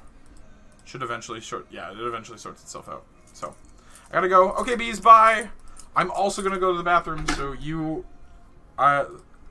it's just the bathroom. I'll be right back. So, in the meantime... read up on the World Anvil. Do some cool stuff. I'll be right back. I have to go to the restroom. Okay, bye.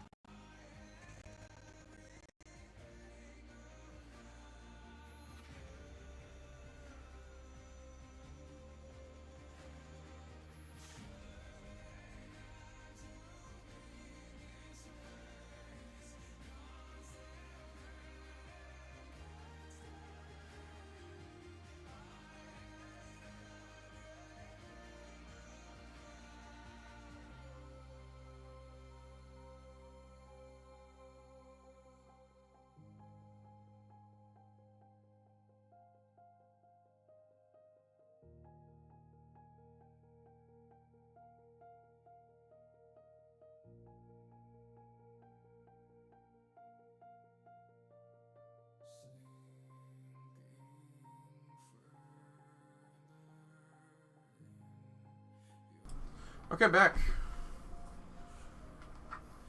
I miss anything interesting? My cat do a dance? Ugh. I'm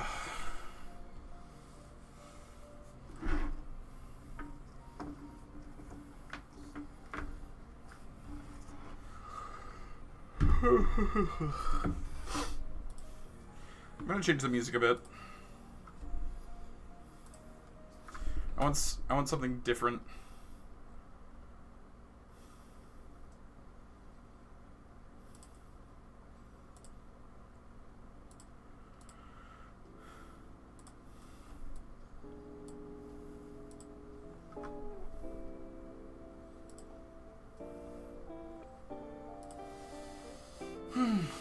All right.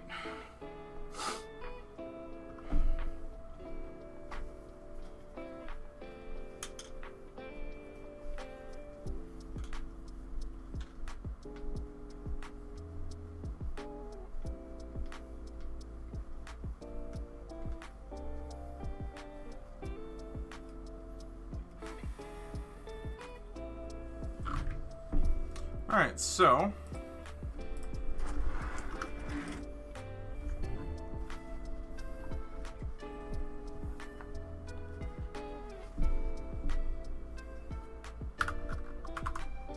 let me know if this music's too loud, because I'll turn it down a bit, but I really enjoy it.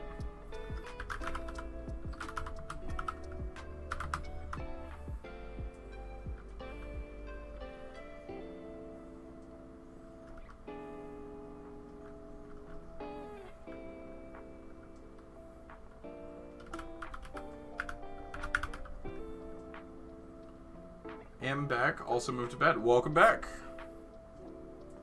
I've changed up the music, and I'm starting to type up again. So we'll swap over to the World Anvil setup. God, this actually looks so good now. I'm not gonna lie, I love having this chat on the side over here, and my webcam kind of embedded into it. I'm actually really hype about that. I think it looks really good. Owned by Cecilia.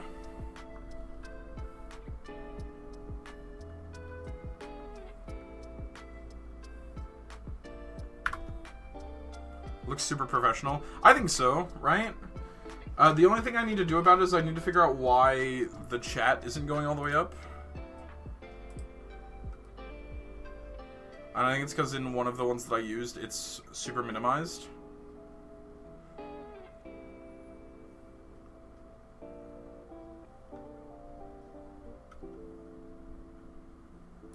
I just don't know which one it is. I don't know which overlay it is. Pretty sure it's this one. But if that's the case, it doesn't explain why it's not going all the way to the top.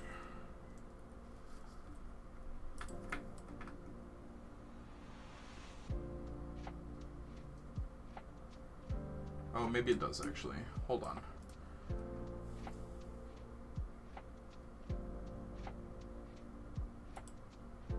It does actually. It's supposed to be like this. But what I actually need to do is I need to take it and I need to go this side.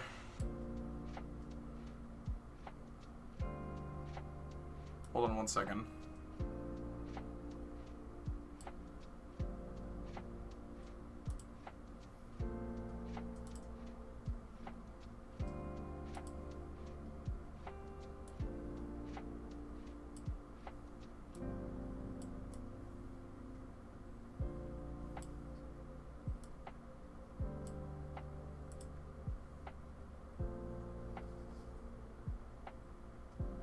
Quite.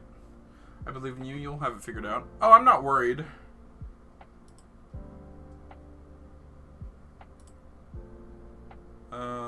Like I'm gonna reduce this size. That's a lot better. And I need to bring this in probably about an inch. Josh, type something again. Just keep typing things. If you don't mind.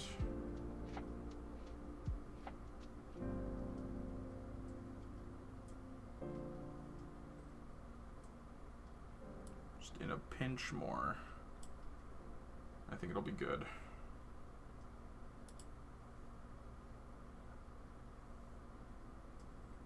There we go. I think that looks good. And this will go all the way up. So as you and I talk over the course of things, it'll change things. So I can say, hello, this should climb the side. This is a test. Burnett, the bard, is a cool guy. Yeah, that looks good. It only took opening 4 tabs for some reason. So that looks really good. That's even better now. I think it's better than what it was before even. I have this problem when I go for character last names. I always default to Raybrandt, which is not a last name you want to give a commoner. Yeah, it's the last name of a character from a game I played a long time ago.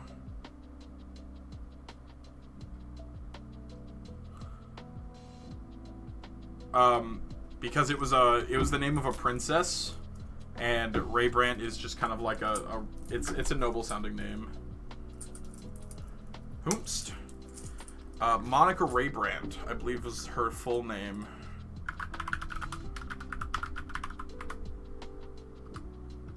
But yeah, that's exactly what it was. God, I'm so good at this. You can look it up on your own, but it's from one of my favorite games ever.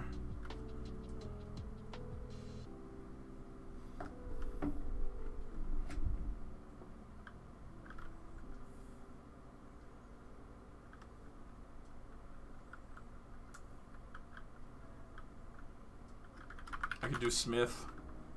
Cecilia Smith. God, that's funny. That's also a funny one. I'm gonna leave that like that for now.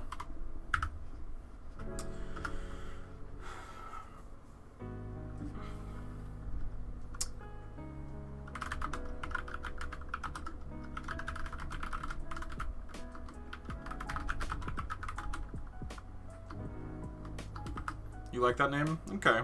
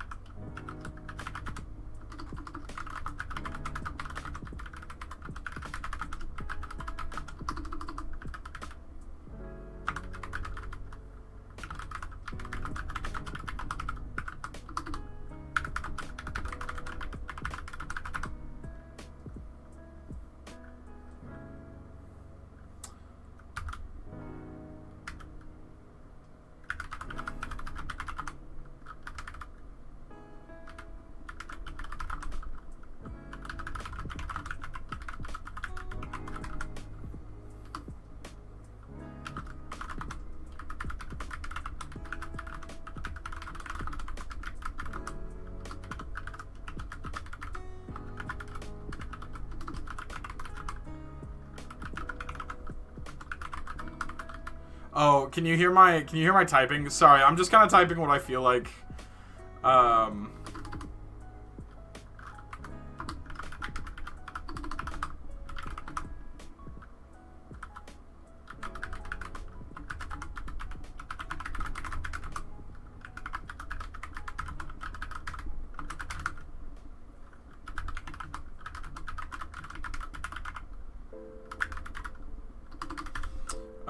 Because I'm kind of getting into a flow right now, which means I don't talk very often.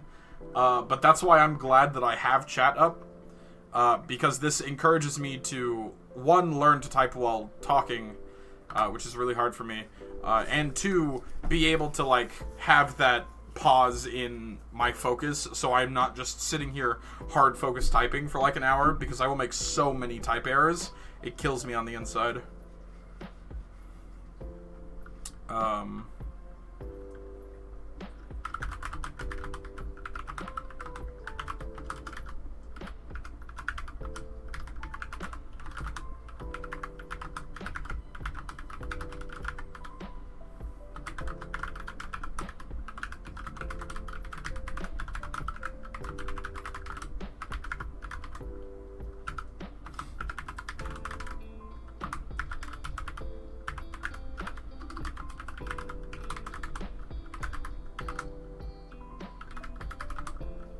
yeah.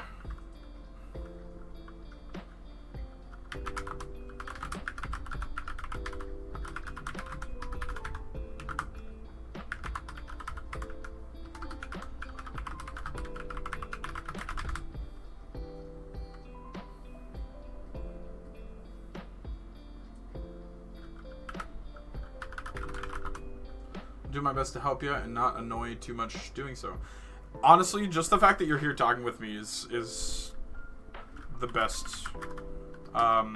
Chat doesn't really get annoying for me. It's just people commenting or talking. It's like having a verbal conversation.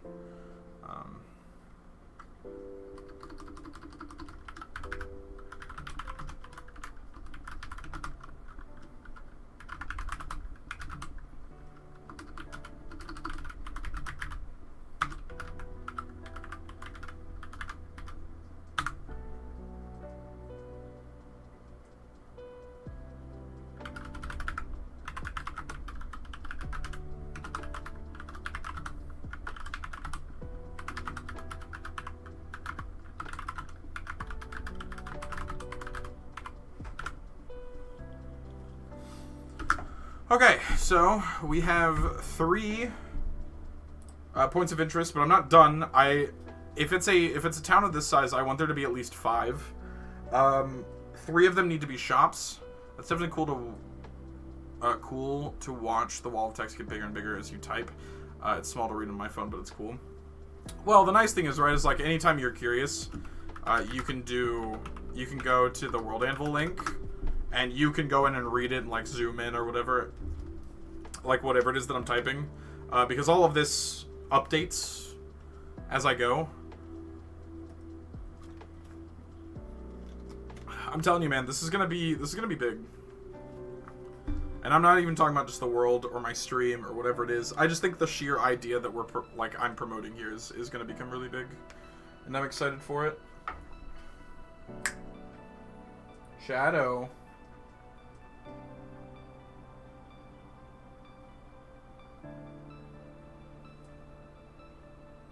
Shadow, what are you doing?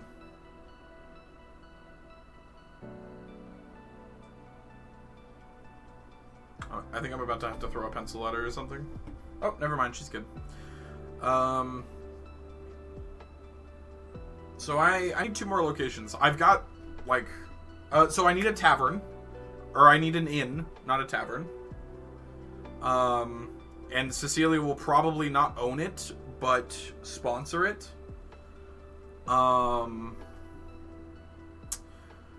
It's gonna have to be close to the Devil's Due, so probably in the main street of town. So we can probably have...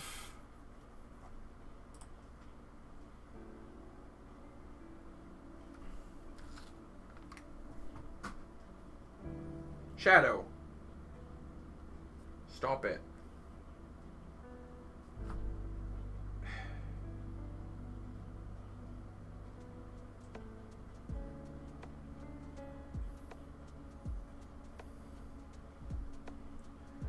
She's going after things she shouldn't. Sorry. I had to throw a... I think that was a package of honey.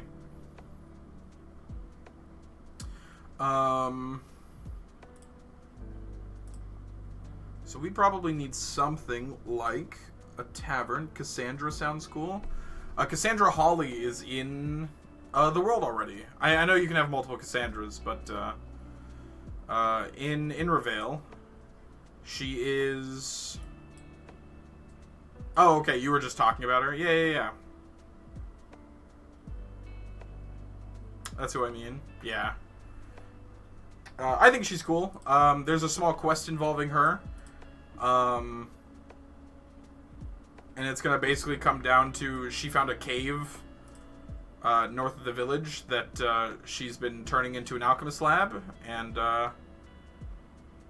you just have to find her. They are neat. And you know the cool thing, so 2,500 points, you can create alchemical recipes too. I don't know if you read the description of that, but if you click on it, you don't have to confirm it yet. But it says, do you have an alchemical idea? Perhaps you were a chef in your past life? Come up with a recipe that I can put into the world. So you can come up with potions.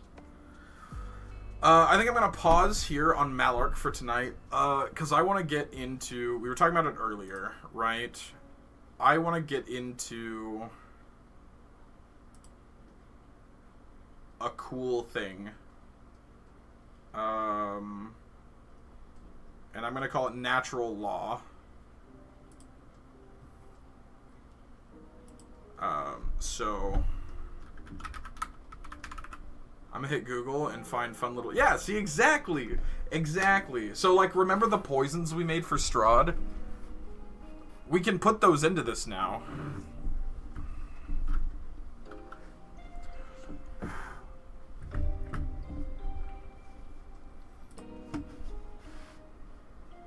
Right? It's really cool. Okay, so I'm going to type out a bunch of stuff here. I have no, like, promise that it'll be anything of, like, relevant use, but I'm going to type it out, because I need to type it out first, and then we can reorganize it.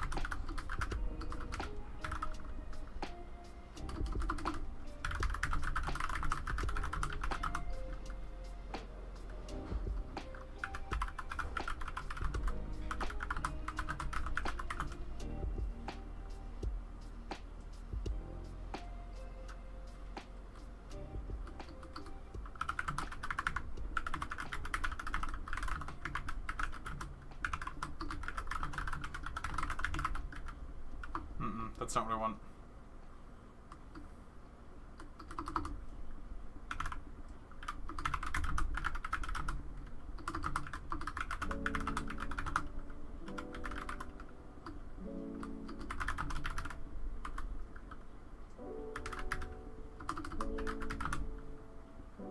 Is it ER for caster or is it OR? It's gonna throw me off.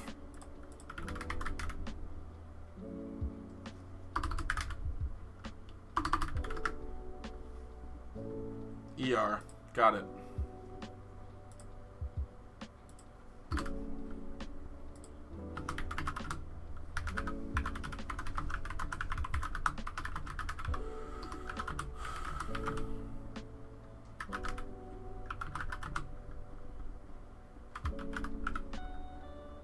Yo, so this means I can look over Skyrim alchemy recipes, tweak the names of the ingredients and stuff, and we can make our own little health potions and poisons? Exactly. No, without a doubt. If you want to take inspiration from Skyrim and make some of their potions and use some of their ingredients, you absolutely can. If you want to say that Netherwort exists in the world and you want to do potions like you do in Minecraft, you absolutely can. I'm totally fine with that. When it comes to that sort of stuff, I think leaving the creativity to the people who want to participate in that sort of thing, more than enough. More than capable and possible. Hello, Shadow. Welcome back.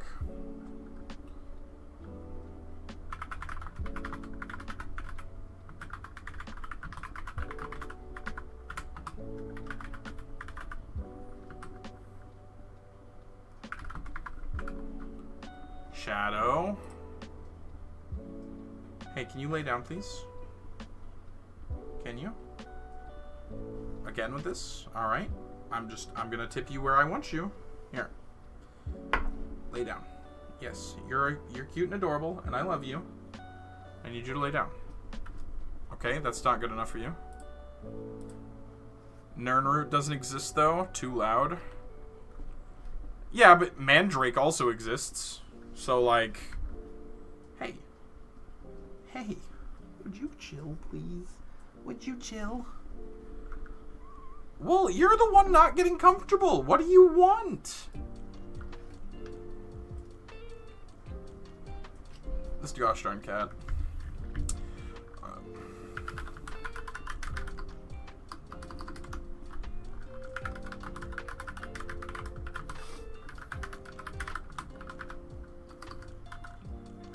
It's true.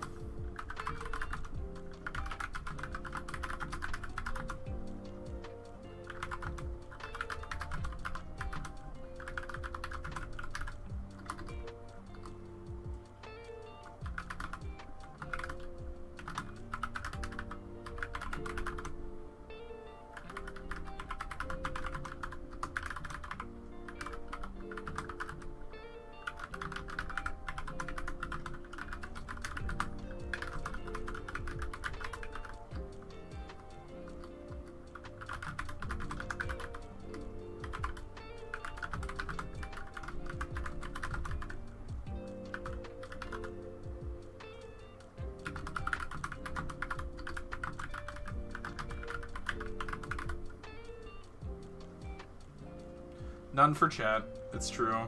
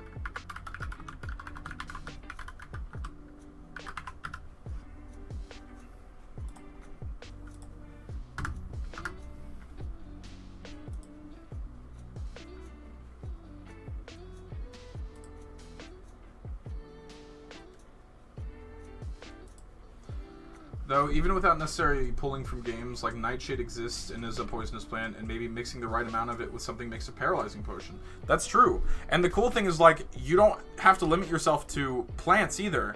If there is a mineral, like, say, cinnamon or something akin to it, that you want to be able to infuse into things, to maybe make a medicine either do better for you or taste better, you can do that. Or, if you think... the fangs or the venom of paralytic spiders is going to be the thing you add to Nightshade to make a paralyzing poison, that's totally something you can do. That's the cool thing about making the recipes and stuff, is that you kind of get to decide what ingredients go into it, as much as your own imagination lets you.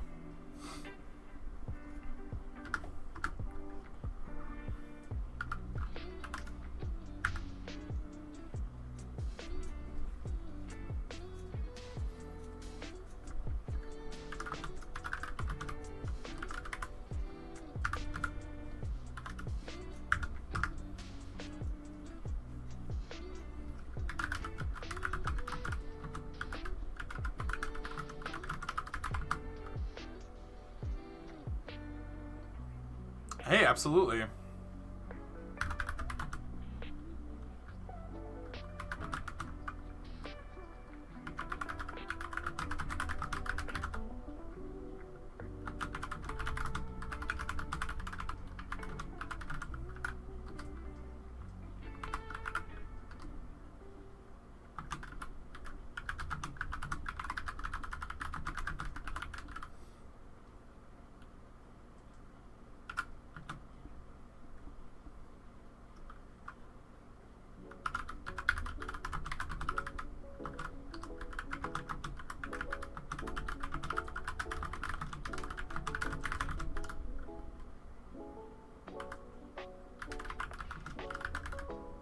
Or did I call them immortal gods?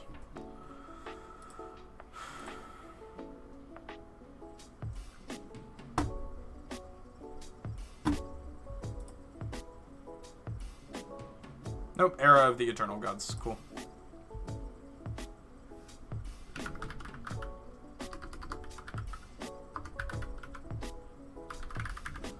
Because that's actually one of the cool niche things I like about Skyrim. Animal attacks that can give sicknesses, which makes sense, and it makes it a little annoying in game, but it makes sense. It's true.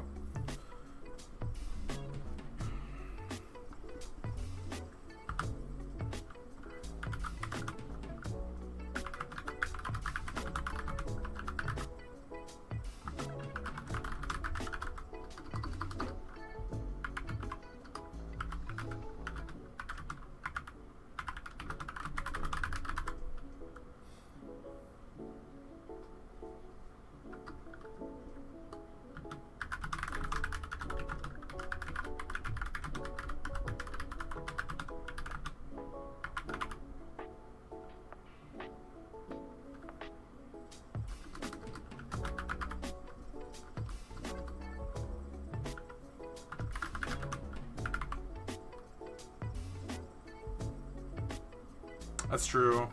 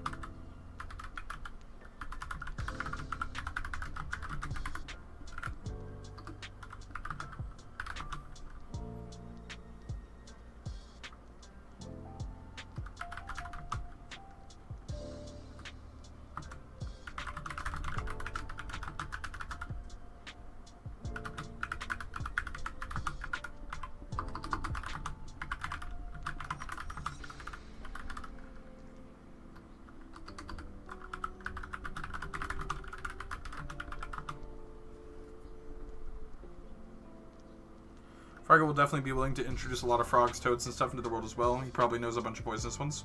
That's true. But, see, here's the thing. You could even do something like... It doesn't have to be just about poisonous ones either. You know, one of my favorite scenes in Avatar The Last Airbender is that everyone gets sick, and in order to purify them, Aang gets frozen frogs from a mountain. Yeah, they have to suck on them.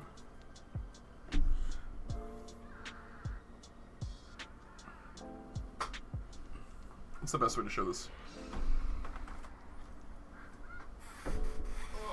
Look at the kitty. Anyway. That episode was hilarious. It was really funny. Aang was getting super frustrated there at the end.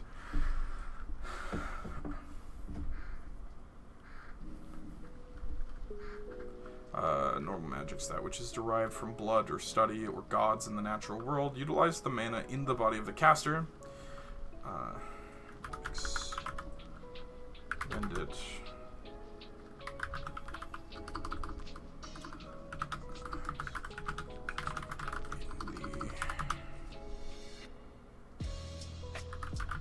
Spell slots in order to create feats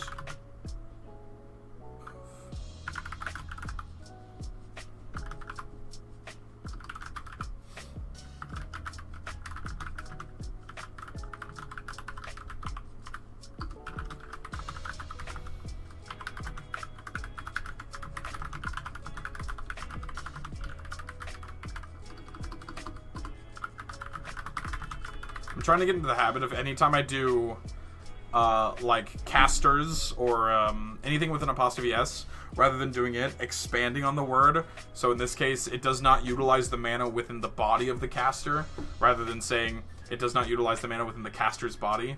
Because body of the caster sounds better, and it's more... There's more words.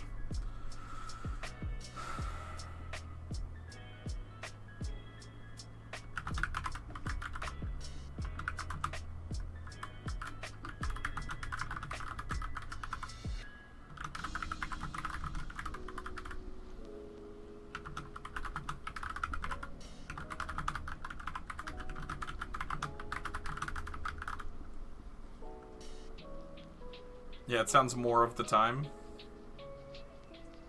Uh-huh.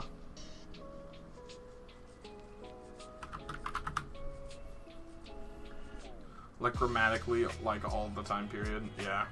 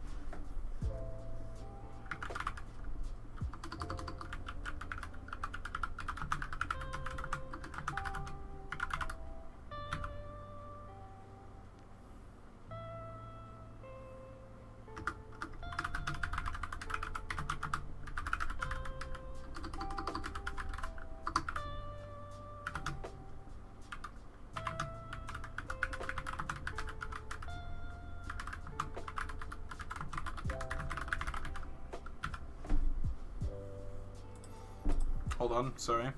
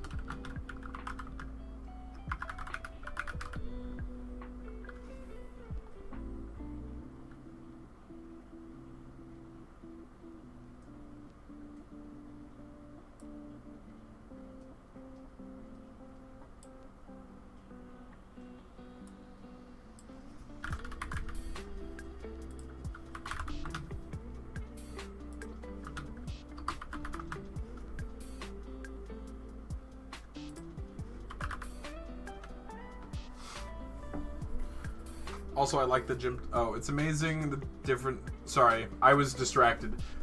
It's amazing how many different sensations your body can experience during the healing process. My leg is tingling like goosebumps, but like in a kaleidoscope style around the leg. That makes sense.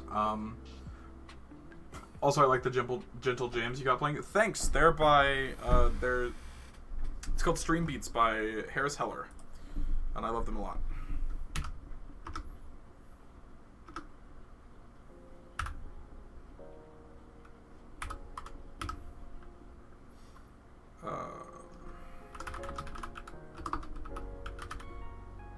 So I'm really having fun writing all of this,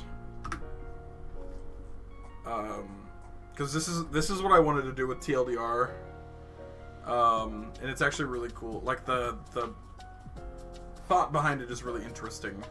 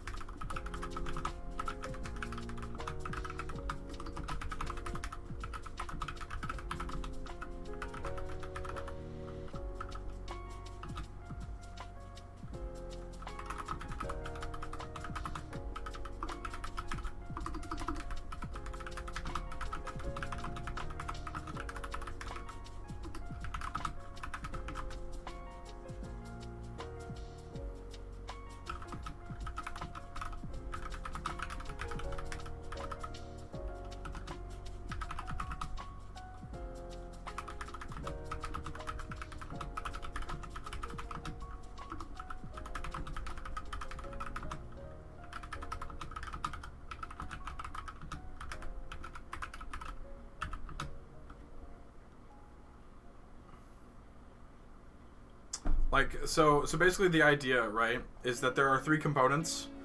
You have the shape of the spell, which controls, like I mentioned in the sentence, the form that the spell has.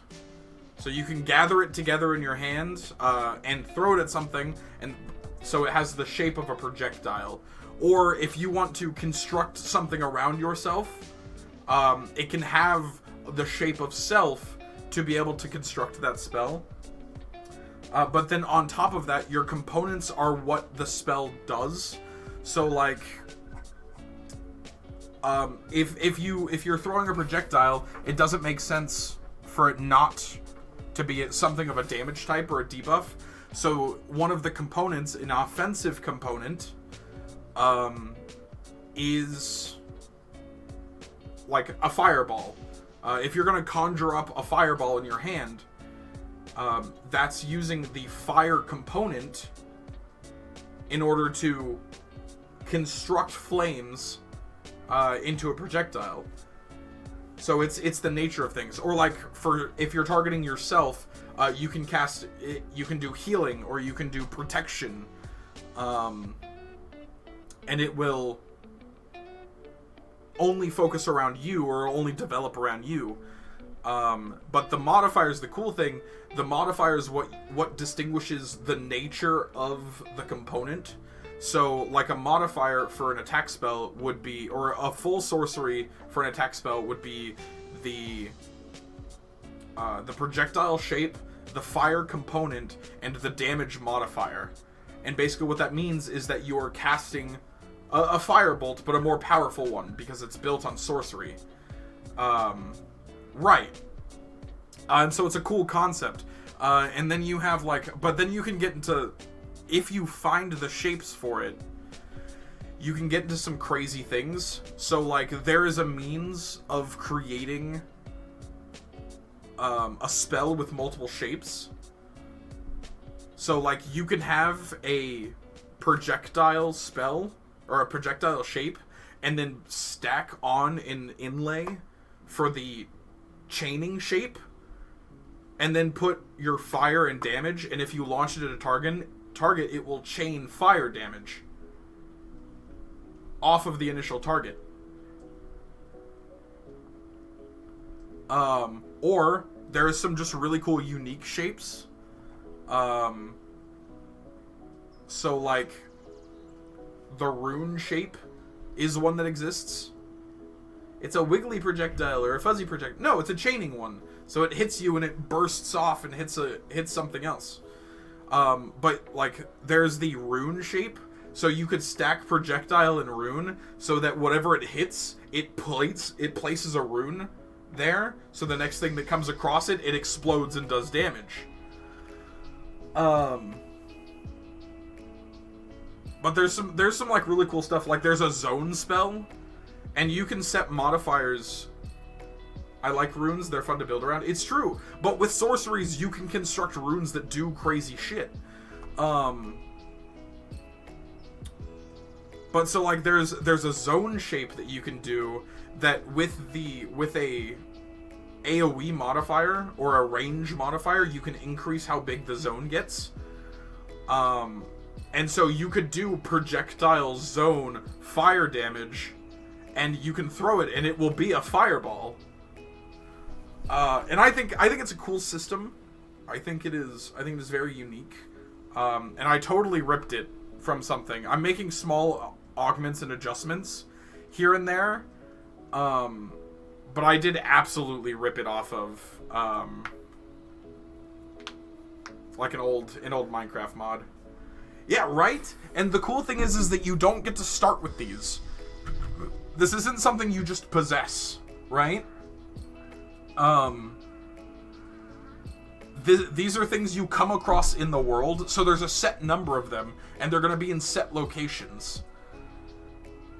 So like the projectile shape is going to be in a location, and or it's going to be in a book that is in a location.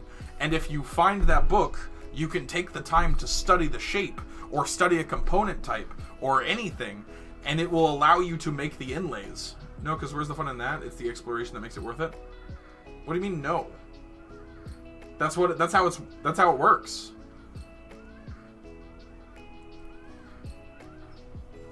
And I think it's super cool. I'm ready for it. I think it's gonna be fun.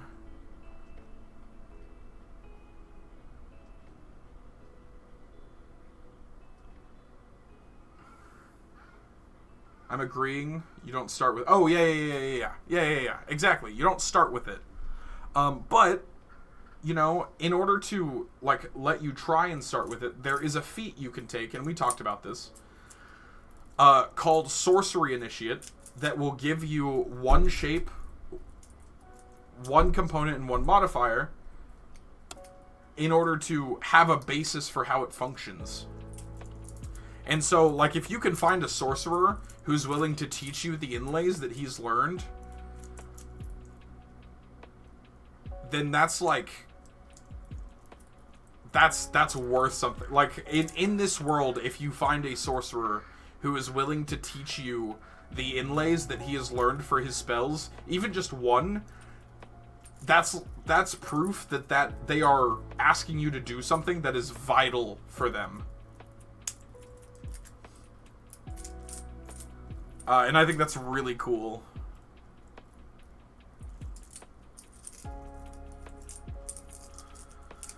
Oh, man.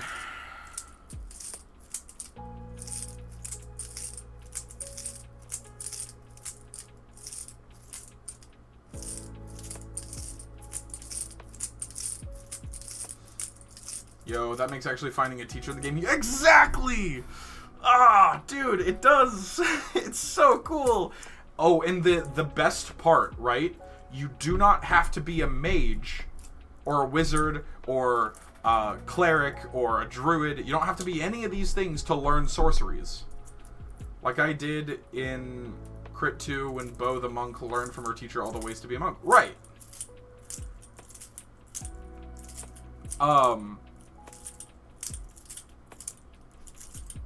So yeah, so like this whole concept is going to be really cool, because you can be a fighter, and if you learn the inlay for what's basically a shield spell, then you can cast it on your turn and act as a wall, or like or something akin to a mage armor spell, but it would be better.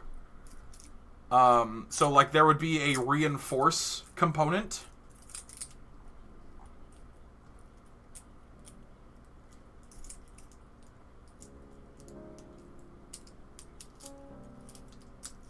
It's gonna be cool. Whenever this gets fully built out, it's gonna be amazing. Do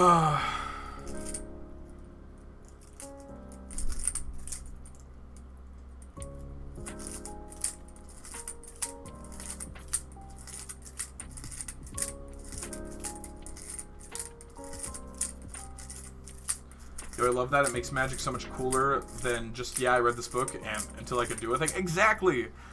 And it's super exciting to me. So I am a huge fan of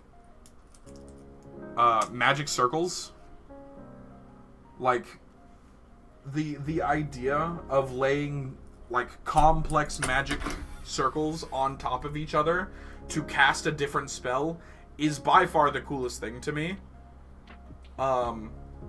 I think it's my like number one favorite thing, and that's what sorcery uses. It uses magic circles that you establish on or in something, and then as long as that circle does not get damaged, it functions exclusively.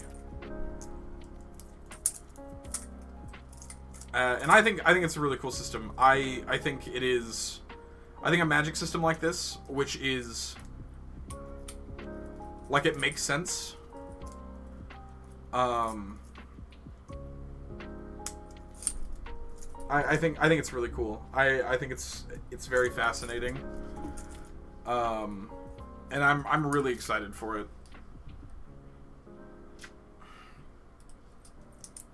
Like, even just writing about it. I like circles in general. Circles are pretty cool. However, all that said and done, we are about 10 minutes over my my self-proposed 3-hour limit. So it's probably about time I start wrapping up. But I had a lot of fun.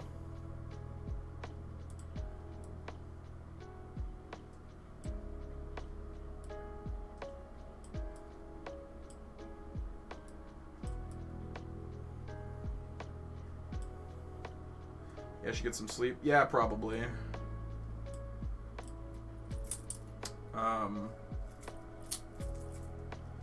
But yeah, this is gonna be my real brainchild. Like this, I'm not letting anyone touch until the mechanics of the system are established, and then no one can touch the mechanics again but me. It is mine.